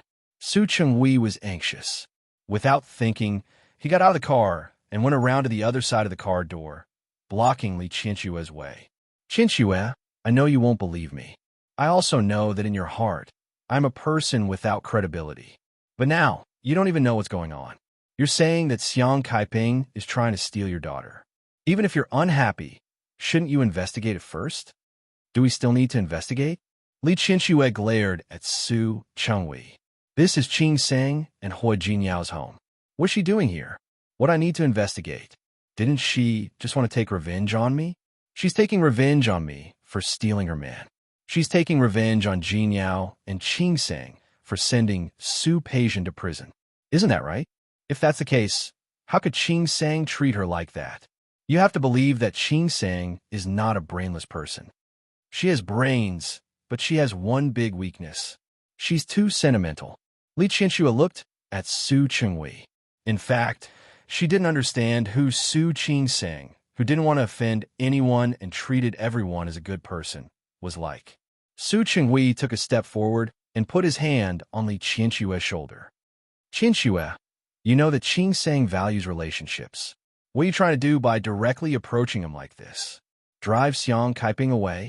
Haven't you thought about Qing Sang? I'm really not speaking up for Xiang Kaiping. I just want to tell you that if you go up like this, you'll put Qing Sang in a difficult position. She's making things difficult for me, too. Li Qianxue waved his hand away. Her face was full of displeasure. Su Chenghui, get out of the way. Qing Sang is pregnant. Su Chenghui pressed on her shoulder again. I'm begging you, okay? Calm down first. Even if you want to chase Xiang Kaiping away, can you wait until Qing Sang isn't around? Li Qianxue glared at him. There was a fire burning in her chest that couldn't be quelled. His chest heaved up and down a few times before he finally nodded heavily. All right, I'll wait. She turned around, opened the door, and got in again. Su Chenghui got in the car as well. Get down. Li Qianxue didn't look friendly to him at all. I don't want to see you. Qianxue. Su Chenghui tried to shake her hand, but she avoided it. He sighed softly. Do you think it's more appropriate for me to ask? Just let me help you this once, okay? Help me? Or help your old lover? Li Qianxue's words had never been polite. Ever since the divorce, she had never been polite to Su Chenghui. Su Chenghui was helpless, but he didn't want to refute anymore. Qianxue, time will prove everything. Su Chenghui's eyes looked so sincere that Li Qianxue could even see herself in them. His gaze made Li Qianxue, who had wanted to mock him, shut up. She turned her face away and refused to look at him again. The car stopped at a nearby hotel. Coincidentally, Su Chenghui had wanted to come here before, so he had booked a room here. He knew how Su Qing Sang felt about him, so he didn't want to move into his son-in-law's house. When Li Qianxue was about to get a new room, he took away her ID. Su Chenghui, what are you doing? I booked a presidential suite. There are 3 rooms. It's enough for us. Don't waste it. I don't know. Since when can I not even pay for a hotel? Li Qianxue sneered and reached out to take the ID in Su Chenghui's hand. Qianxue, I'll go find Qing Sang tomorrow and ask her what's going on. If you stay here, won't you be the first to know the news? Su Chenghui admitted that he had selfish motives. In the past half a year, Li Qianxue had been eager to stay far away from him. He knew that he deserved it, but he still hoped that he could have more opportunities to get close to Li Qianxue. I can also know if I stay in a room next to yours. Li Qianxue reached out to him persistently. Get back to me. Qianxue. The receptionist was still looking at them. Su Chenghui put her ID in his pocket and handed his to the receptionist. Hello, I'll take the key. Su Chenghui. Li Qianxue was always elegant, and she didn't want to lose face in front of others. She approached Su Chenghui and said in a low voice that couldn't hide her anger, That's enough. Don't think that just because I'm not going to look for Qing Sang now, I'll do as you say. I know. Su Chenghui had already been a rascal too many times today, so he didn't mind being a rascal again. I know you're doing this for Qing Sang's sake. Then let's do it again. After getting the key, he put his arm around Li Qianxue's shoulder and took her upstairs without a care for anything else. Li Qianxue's expression was stiff until she entered the room. She stood at the door and refused to go any further. Su Chenghui walked in front of her and stood still. He raised his hand and placed on the door behind Li Qianxue. Li Qianxue's body instinctively stepped back. Her hand was on the handle of the suitcase, and her body was slightly stiff. Qianxue, I won't do anything. You don't have to worry. I have nothing to worry about. Li Qianxue's expression didn't change. Because of Su Chenghui's words, she actually relaxed. She gently pushed him, walked past him, and walked inside. After all, you once said that everything about me makes you sick. You're not interested in me. Su Chenghui felt that he had been hit by another arrow. He looked at Li Qianxue's slim and elegant back, and a hint of bitterness appeared on his face. If he could go back in time, he would definitely wake up Su Chenghui, who had said those nonsense words. Li Qianqiu entered the door and changed her clothes. She found Su Changhui sitting in front of the floor-to-ceiling window in the living room. He looked out of the window in a daze. Hearing the sound of Li Qianqiu going out, he stood up. "Qianqiu, where are you going?" Li Qianqiu stood up straight, and her gaze was slightly cold. "Does it have anything to do with you?" "Qianqiu, Su Chenghui, let me remind you that we're divorced." Su Chenghui followed behind her. "Are you going to eat? Why don't we go together?" "No need." Li Qianqiu didn't stop walking. "I won't be able to eat if I see you." The moment she opened the door, she suddenly turned around and faced Su Chenghui. "Also, didn't you say that you were going to Qing Song's house to ask about the situation? Then go. I'll only give you half a day to investigate the matter clearly. If you don't give me a definite answer tonight, then don't blame me for personally going to my daughter's house tomorrow and driving that woman away." Su Chenghui stood there. When Li Qianqiu walked out and wanted to follow, Li Qianqiu slammed the door shut. He almost hit his nose. He stopped in his tracks, and a bitter smile appeared on his face. It was still Li Qianqiu's usual personality and style. This kind of really made him a little nostalgic. When Su Qingsang saw Su Chenghui, there was a flash of surprise in her eyes. "Dad, why was he here?" "I came to see you."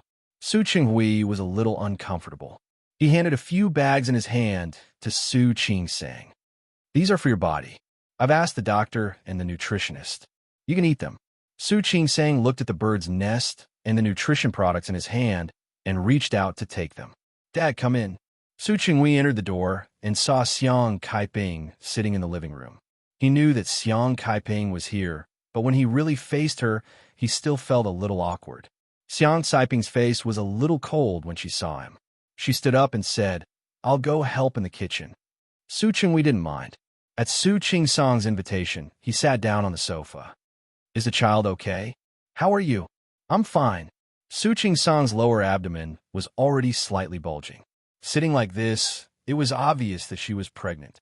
Su Chenghui nodded and looked in the direction of the kitchen. "Why is she here?" "You mean Auntie Xiang?" Su Qingsang didn't expect Su Changhui to come to see her, nor did she expect him to meet Xiang Kaiping. "Yes, Su Changhui didn't finish his sentence, but he believed that Su Qingsang understood what he was going to say. "Last month, I had serious morning sickness. I vomited everything I ate. Hu Jiniao thought that I might like to eat the hometown dishes of Lin City, so he asked Auntie Xiang to come and cook for me." Su Qingsang briefly explained. Su Changhui couldn't hide his concern. "How are you? Are you okay now? Do you still have morning sickness?" "No." Su Qingsang shook her head. "It's strange. After Auntie Xiang came, I haven't vomited." Su Chenghui was a little surprised. He had thought of many possibilities, but he didn't expect it to be this one. Su Chenghui was thinking about how to put it. "So she lives here now?" "Yes." Su Qingsang nodded, but Su Chenghui didn't look too good because of her affirmative answer. "Does your mother know?" In fact, Li Qianqiu already knew, but Su Chenghui didn't believe that Su Qingsang would completely ignore Li Qianqiu's opinion. "I don't know." Su Qingsang shook her head and looked a little guilty. "I didn't tell my mother. I knew she would be unhappy." "You knew she would be unhappy, but you—" Su Chenghui raised his voice and quickly lowered it. "Qingsang, I think you're wrong about this matter." Su Qingsang lowered her head and looked a little solemn. She didn't respond. Su Chenghui didn't believe that she didn't know. "Haven't you thought about your mother's feelings?" "Qingsang, you'll hurt your mother's heart." Su Qingsang knew what he was saying. Towards Li Qianqiu, of course, she knew that she would be unhappy. She also knew that if Li Qianqiu knew, she would definitely be angry. But towards Xiang Kaiping, she felt a little guilty and uneasy. She always felt that Xiang Kaiping's current situation had something to do with her, even if the person who caused her current situation wasn't her. In fact, she really didn't have to be with Xiang Kaiping, but she could feel that after Xiang Kaiping came, she looked more normal and cheerful than before. She was no longer trapped in the matter of Su Peijian's imprisonment every day, and she no longer thought about the tragedy of her life. Seeing that Xiang Kaiping was obviously much more cheerful, Su Qingsang was actually very pleased. Xiang Kaiping was still young. She wasn't even 50 years old. Her life shouldn't be depressed and decadent. She should also have her own life. During this period of time, Xiang Kaiping was obviously much better. Every day, she thought about recipes and how to make new snacks, which made her look much more energetic than a month ago. I know. Su Qingsang's voice was low. I haven't thought of a good way yet. Su Qinghui's expression didn't look good. He saw his own shadow in Su Qingsang. Are you two timing? Dad, what are you talking about? Su Qinghui thought of Li Qianxue's appearance today. At first, he only felt a little sorry for her, but now he felt very sorry for her. He also understood Su Qingsang, but understanding was one thing. He was on Li Qianxue's side, so he couldn't let Su Qingsang be like this. You hired another cook. I'll help you find someone who can cook Lin City's dishes. Ask your aunt to go back. Dad, it wasn't that Su Qingsang hadn't thought of this before, but she knew that it wasn't a matter of hiring a chef. It's settled. At the end of the day, Su Qinghui didn't want Li Qianxue and Xiang Kaiping to have conflict. Both of them were people he had wronged. Whether it was Xiang Kaiping or Li Qianxue who suffered, he didn't want it to happen. He didn't want Li Qianxue to be sad because of Su Qingsang. Su Qingsang was silent. Su Qinghui glanced in the direction of the kitchen and stood up. Qingsang. Sometimes, life is like a multiple-choice question. It's either B or A. I didn't understand it before. I always thought that I could have the best of both worlds, but now I know that it's impossible. After saying this, he turned around and left. Su Qingsang's lips moved. She wanted to ask him to stay for dinner, but considering his unfriendly relationship with Xiang Kaiping, she didn't say anything in the end.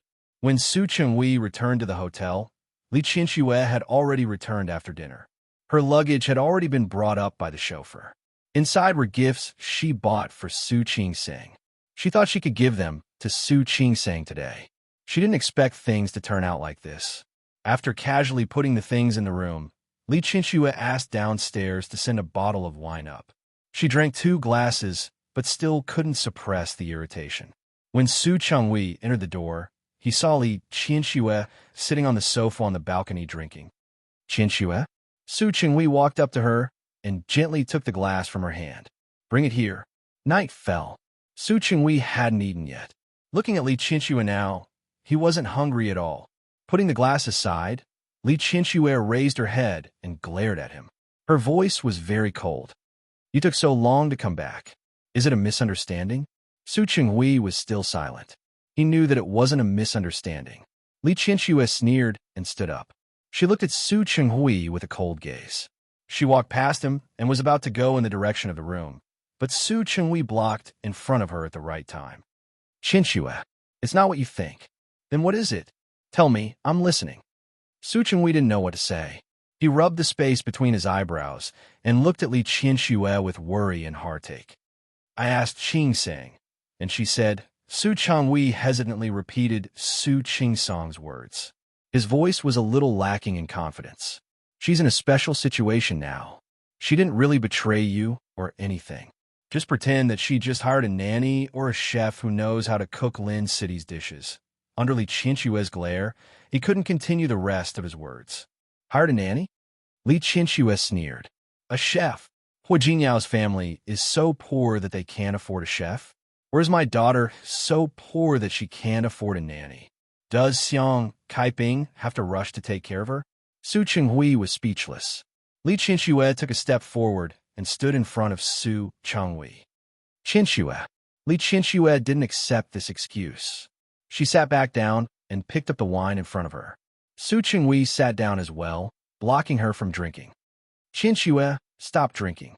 Although Qingsang didn't say it in detail, I think it must have been very hard for her when she was pregnant. You understand her. Li Qianxue waved his hand away, drank the wine in the glass in one gulp, and sneered. I understand. I completely understand. She suddenly put the glass down heavily with a bang. The coffee table trembled a little because of her action. She stood up and looked at Su Qinghui. I'm not a good mother, am I? Qianxue, I'm not a good mother. Li Qianxue emphasized this sentence. I know all about it. Her face was red from drinking. She looked at the sky outside and thought about everything that had happened in the past year. She thought about everything that had happened in the past 20 years. I've made many mistakes. I didn't recognize my daughter at the first moment. I didn't accompany her and protect her at the first moment. I even allowed others to bully her openly and secretly. Before that, Su Qing wasn't her daughter. Why should she care about the other party's thoughts and situation? Qianxue? Su Qinghui rarely saw Li Qianxue lose control like this. Every time he saw her, his heart ached. Since we met, I haven't done anything for her. She doesn't need money. Hui Jinyao has enough status to give her. What I give her is what she doesn't need. I can't give her what she needs. So I'm a failed mother. Qianxue, don't say that. Su Qinghui stood up as well. He wanted to get close to Li Qianxue and give her some comfort, but Li Qianxue didn't need such comfort. She took a big step back, her eyes a little dazed. I'm indeed a failure. I couldn't know about Qingsong's morning sickness at the first moment. In fact, she didn't look well during that time, but every time she told me that she was fine, I believed that she was fine. I can't be like Xiang Kaiping, who knows how to cook delicious food to make her happy. I don't even know how to relieve the morning sickness, because no one came to tell me back then. When she was pregnant with Su Qingsang, she had serious morning sickness. She wanted this child. She wanted it like crazy, so she worked hard to overcome it. Although the process was difficult, she got through it. When she was pregnant with Su Yusin, the morning sickness became even more serious. But at that time, did anyone care about her? She couldn't show it in front of her father, and she couldn't let him worry. She couldn't show in front of Su Qinghui because Su Changhui disdained it. She even visited the doctor in secret because the child was also born without blessing. Could she be blamed? She really didn't know how to take care of people. Her food and daily life had been taken care of since she was a child. She was the daughter of the Li family, and she couldn't be like Xiang Kaiping. That wasn't her. Su Changhui stood there, and he felt as if he had been slapped in the face. I'm not a good mother, so what? She's going to find someone else to be her mother now, right? Qianxue, don't be like this. Qingsang isn't that kind of person. She is and I am. Li Qianxue looked at Su Qinghui. She had drunk some wine, but it wasn't enough to make her drunk. However, she was depressed, and she needed an outlet. It's because I'm too strong, because I always give people the feeling that I'm very strong. So she doesn't need to take care of my emotions. She thinks that I don't care. She thinks that I can get through anything. Qianxue, it wasn't like that. Su Qinghui wanted to say it, but Li Qianxue didn't give him a chance. Shut up. Li Qianxue glared at Su Chenghui. Her eyes were full of hatred. You're the same. You all think that I'm strong. You all think that I won't get hurt. You all think that I won't feel pain. That's why you hurt me and scrupulously. You two are indeed father and daughter. Even your way of thinking is the same. I didn't. Su Qinghui walked up to Li Qianxue. He really couldn't bear to see Li Qianxue like this. Qianxue, I didn't. Qingsang didn't either. She didn't? If she didn't, why would she let Xiang Kaiping live in her and Hui Jinyao's house? Li Qianxue looked at Su Chenghui. Didn't you? But all this pain was brought to me by you. Su Chenghui, it's all because of you. It's all because of you. Su Chenghui reached out to hug her, wanting to give her some comfort. But Li Qianxue didn't need it. She struggled, but Su Chenghui held her waist tightly and pulled her into his arms. Qianxue, I'm sorry. I'm sorry. Li Qianxue couldn't break free. She opened her mouth and bit Su Chenghui's shoulder. Su Chenghui was in pain. He was only wearing a shirt. The thin fabric made Li Qianxue taste blood before long, but she refused to let go. Su Chenghui could feel Li Qianxue's anger. His shoulder was already bleeding, but he didn't push her away.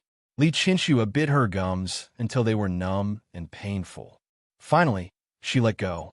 Su Chenghui's shirt was already stained with blood. He didn't even wipe it. He gently patted Li Qianxue's back. Qianxue, it's all in the past. It's all in the past. It's okay. Don't think about it anymore. I can't. Let me tell you, that's all in the past.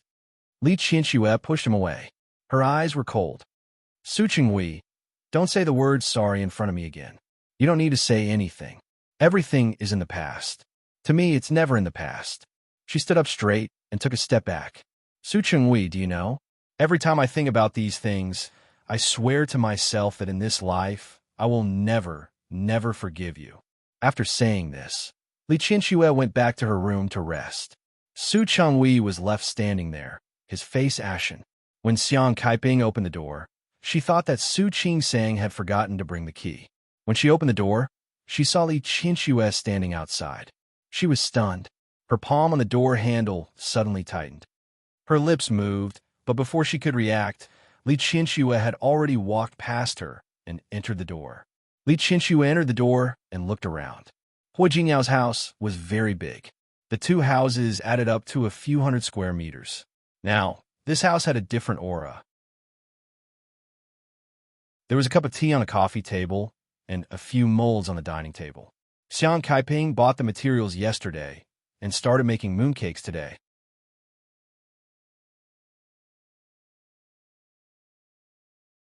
Chapter 632. The air in the living room was filled with the aroma of food. This made the environment feel more like a home. Li Qinxue wasn't in the mood to enjoy the atmosphere. Her expression was cold. If Su Qingsang were here, she would know that Li Qinxue had been like this for the past 20 years. She left the hotel early in the morning. After breakfast, she went to Su Qingsang's apartment.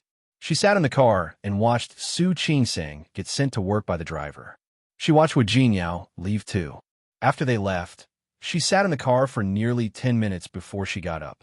Li Qinxue had taken over the Li group recently. Although she was here to see her daughter, she was full of vigor. She was wearing a classic Chanel black dress with a white suit on top.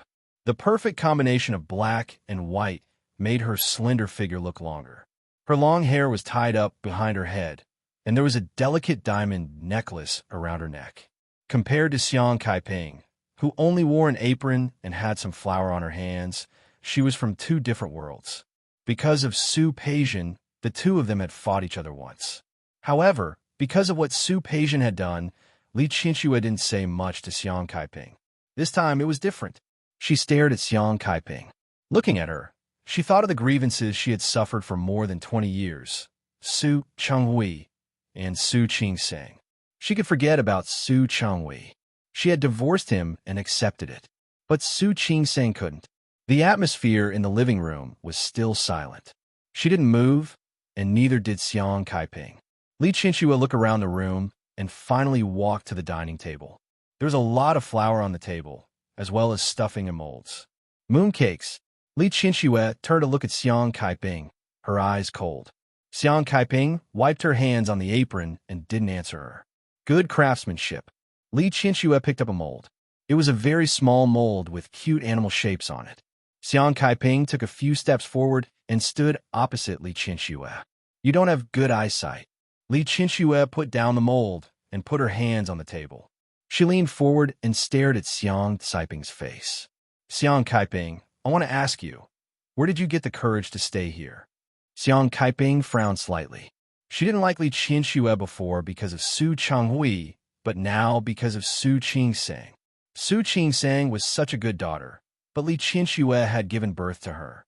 This made her feel very strange. Hu Jingyao invited me here. Qingsang asked me to stay. Li Qinxue sneered. You'll stay just because she asked you to? Where's your shame? Li Qinxue. Xiang Kaiping looked embarrassed. She didn't hear what Su Changhui said to Su Qingsang when he came yesterday, but she could guess. Today, Li Qinxue had come knocking on his door, and with such a rather rude attitude.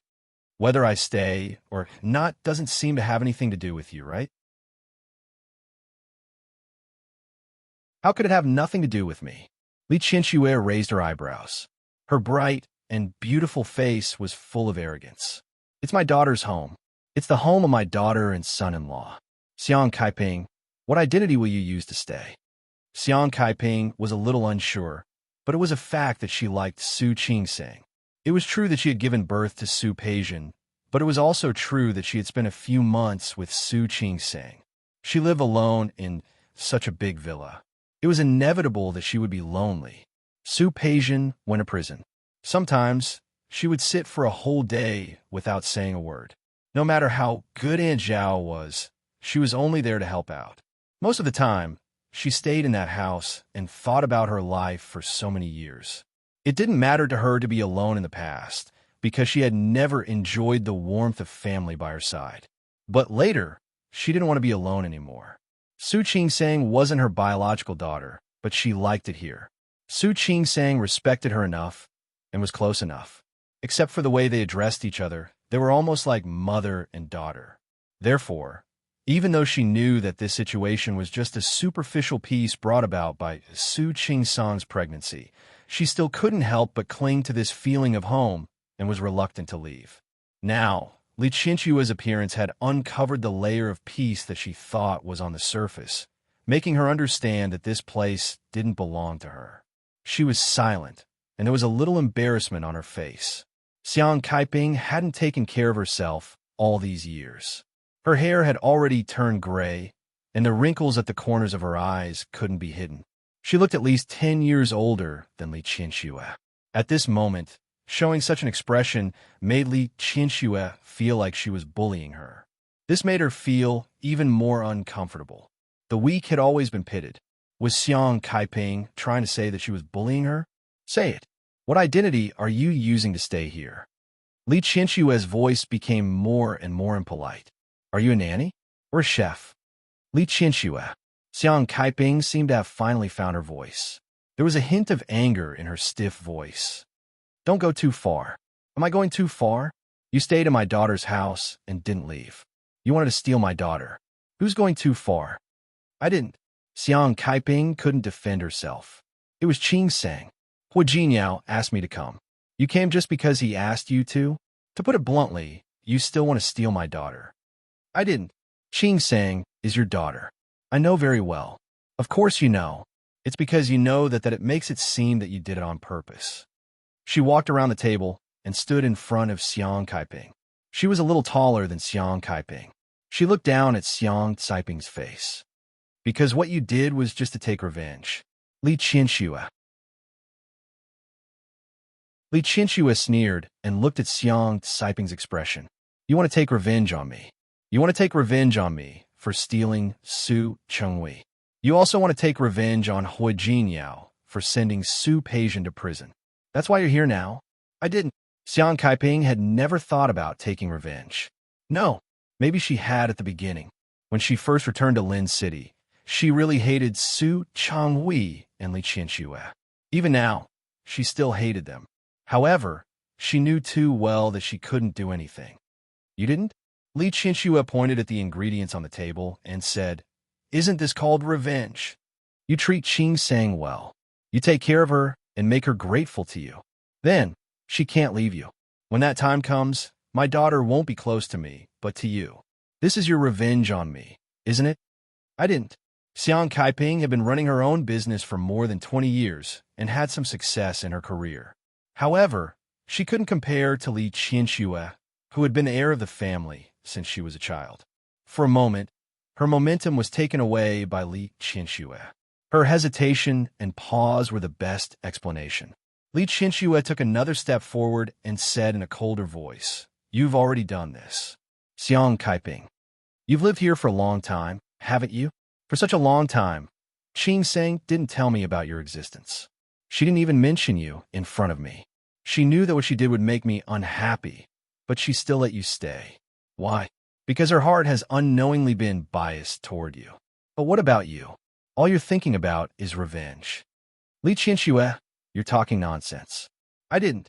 You said you didn't, but your behavior, everything you did, was to take revenge on me.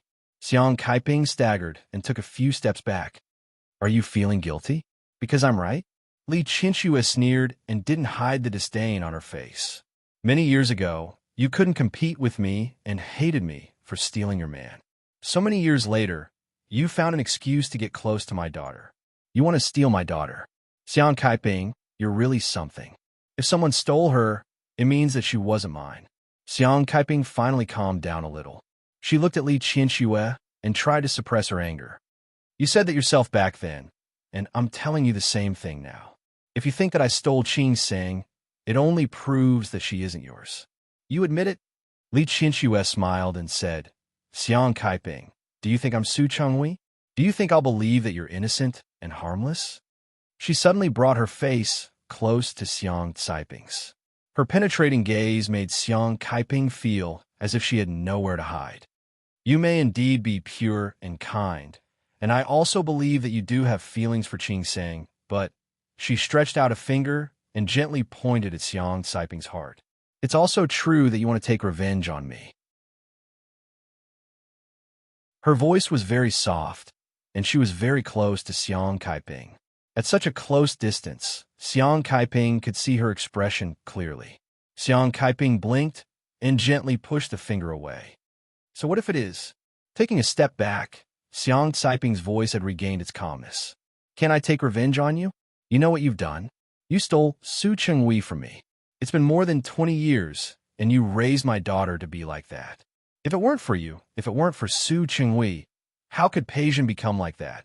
What's more, Peijin only wants you to be her mother, so why can't I make Su Qingsang closer to me? Sometimes I really want, and I really hope, that Qingsang is my daughter. I don't think I did anything wrong, just like you were when you were pregnant. You came to me and told me that you were pregnant with Su Qinghui's child. Do you still remember? You said that before, you didn't care. But after you had a child, you and I relied on our own abilities. Li Qianxue, I'll say this back to you now. We rely on our own abilities.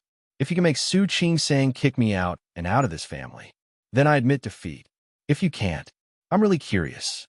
What method will you use to make me leave your daughter? Li Qianxue wasn't in a hurry to accept Xiang Caiping's challenge. She chuckled, pulled out a chair, and sat down. After so many years, Xiang Caiping, why are you still so naive? Xiang Caiping looked at her and frowned slightly. Li Qianxue's fingers gently tapped on the table. Then, she supported her chin with one hand and looked at her sideways. Back then, you couldn't win against me. What makes you think that you can win against me now? Wake up, Li Qianxue said bluntly. Qingsang is my daughter. If she had to choose between hurting you and hurting me, I can bet with you that she would definitely choose to hurt you. If I were you, I would leave on my own. After all, it wouldn't look good if someone really chased you away. I won't leave. Xiang Caiping was unexpectedly stubborn this time. I told you, I was invited by Hu Jinyao. Qingsang tacitly allowed me to stay here. Why should I leave? Your courage is commendable. Li Qianxue nodded, stood up, and stood in front of Xiang Caiping. Then I'll wait here. When Su Qingsang comes back, we'll see if she chooses to keep you or me. After saying this, she didn't look at Xiang Caiping. Instead, she walked to the sofa outside and sat down. Xiang Caiping stood there, twisting her apron into a ball with her hands. It was wrinkled.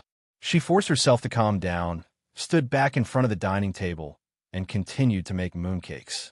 She wrapped the prepared stuffing into the dough wrapper. Actually, it was really easy. It wasn't difficult. It didn't matter if she made it wrong. After all, no matter what she did, the final result would be eaten by Su Qingsang.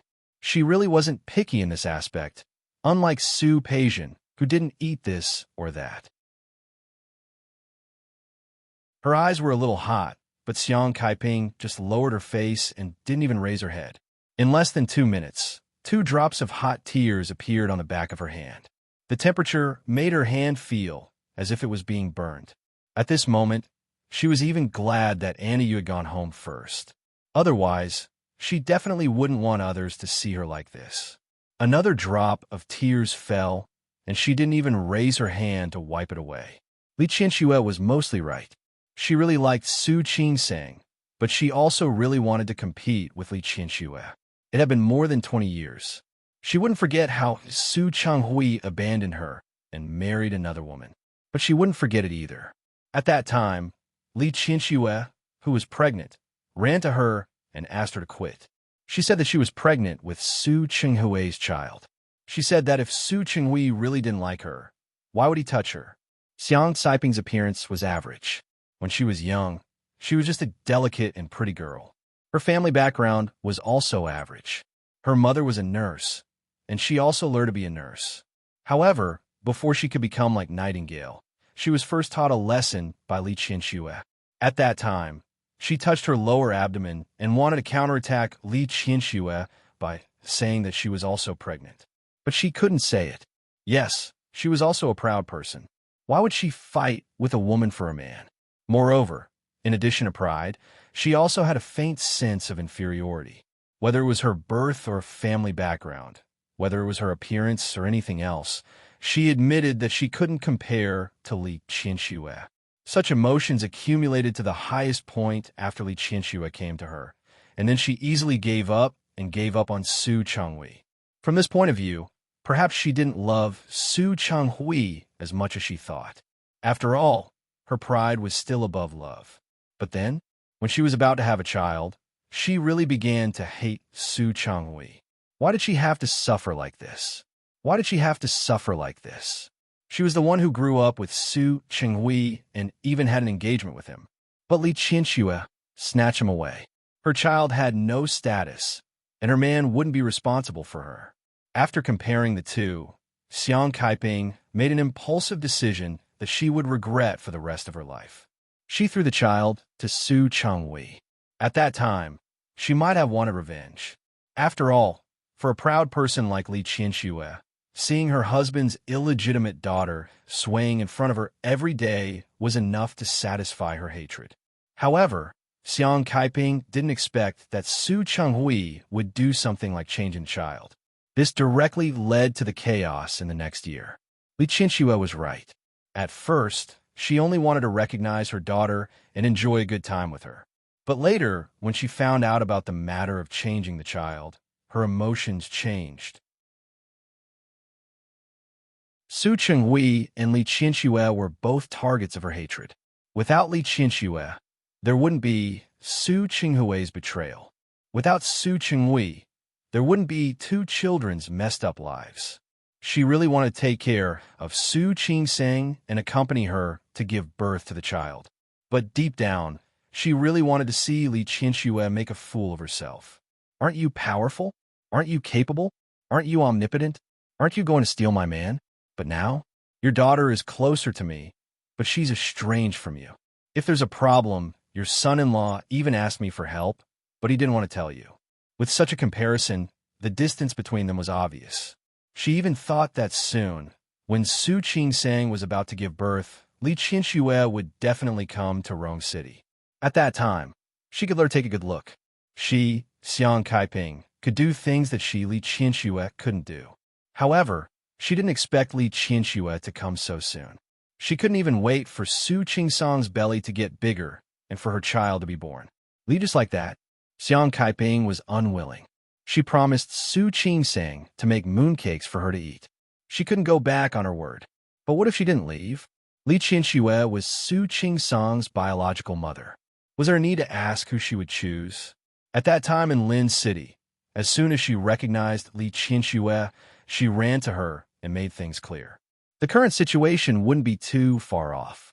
Previously, her morning sickness was serious, so she needed her.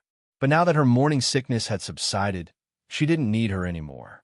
Xiang Kaiping, if you don't leave now, when? Are you really waiting for Su Qingseng to chase you away? But how could she leave? She liked Su Qingseng and liked living with her. She also promised her a lot of things that she hadn't done. She really wasn't willing to leave just like that. Tears blurred her eyes. Xiang Kaiping's heart was in a mess. She swept the materials that were stained with tears aside, without thinking, and then swept them into the trash can. She wiped away her tears and entered the kitchen. She should think about what to eat for lunch first. Li Qianxue, who was sitting on the sofa, wasn't as calm as she appeared. She couldn't sit still when she saw Xiang Kaiping continue to busy herself with the things at hand so calmly. She calculated the time very well. It was now morning. Su Qingseng and Hu Jinyao should be back in the afternoon. She had a few hours to stay here and watch Xiang Kaiping pack up and leave. But now, looking at Xiang Kaiping's calmness, she couldn't help but worry about another thing. What if Xiang Kaiping didn't leave? Would Su Qingseng tell her to leave when she came back? Or would she tell her leave? Li Qianxue suddenly became uncertain. If Su Qingseng told Xiang Kaiping to leave, it would be fine. Her pride and dignity would be saved. But what if Su Qingseng couldn't bear to tell Xiang Kaiping to leave?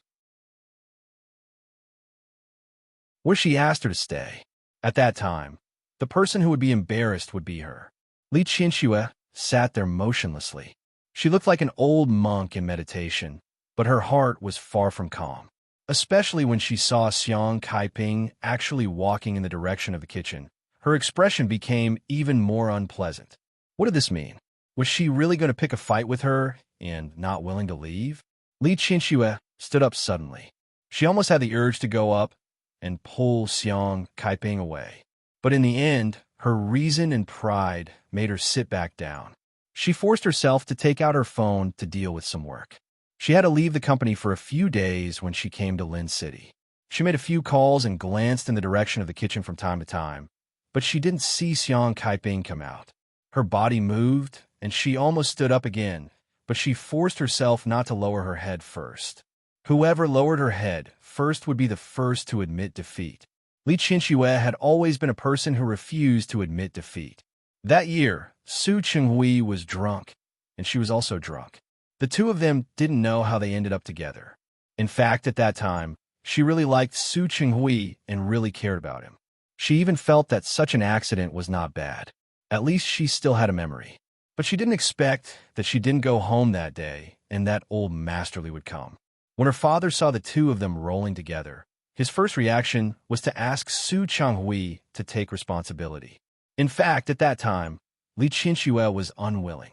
She knew that Su Chenghui had a woman he loved, and she also knew that they were childhood sweethearts and were about to get married.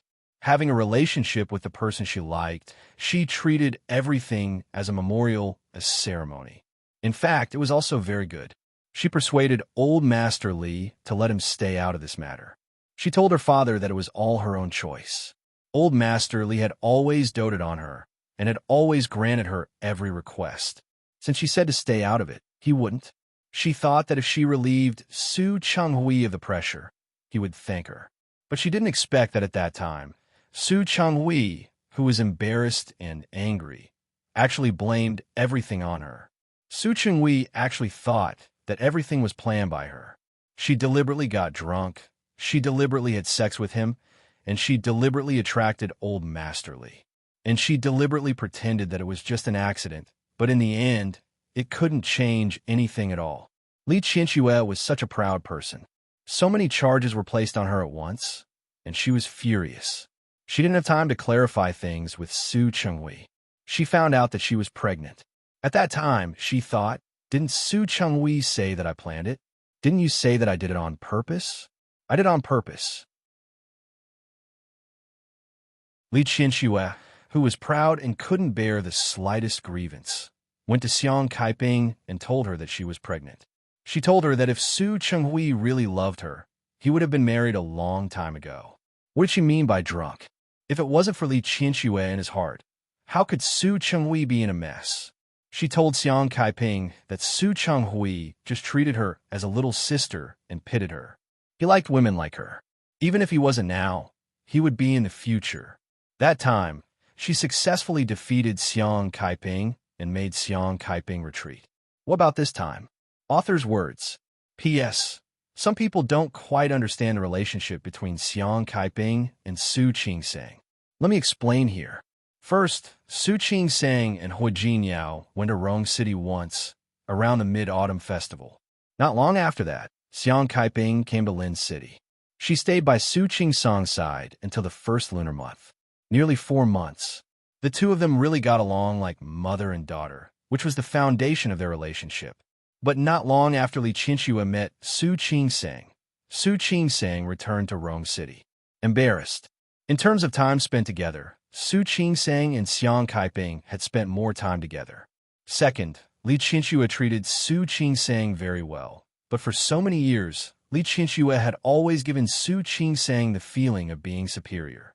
No matter how much she wanted to be close, the feeling of alienation for more than 12 years needed time to get rid of. Especially before, Li Qinxue had made things difficult for Su Qingsang again and again for Su Peijian. Su Qingsang didn't mean that she would bear a grudge, but she would always be less casual. After all, Li Qinxue gave people the feeling that she was arrogant and superior. Secondly, from the beginning, Xiang Caiping's identity was in a state where she wanted to please Su Qingsang, so Su Qingsang felt pity and sympathy for her. This kind of mentality was actually very easy to understand. It was that you looked strong, and I felt that I might not have to pay attention to you all the time because you were strong. But the other person was very weak, and that person was pitiful. Especially since Xiang Caiping's daughter was sent to prison by Hu Jinyao. In Su Qingsang's heart, Xiang Caiping was a weak person. People would instinctively sympathize with the weak. This was the same logic. You're tuning into the Romance Rendezvous YouTube channel. We're so grateful for your support, and don't forget to subscribe to join us on this incredible journey through captivating stories. Your generosity through donations truly makes a world of difference, as it's the primary source of revenue that allows me to expand and enhance this channel for you. Thank you from the bottom of my heart for being a part of this adventure.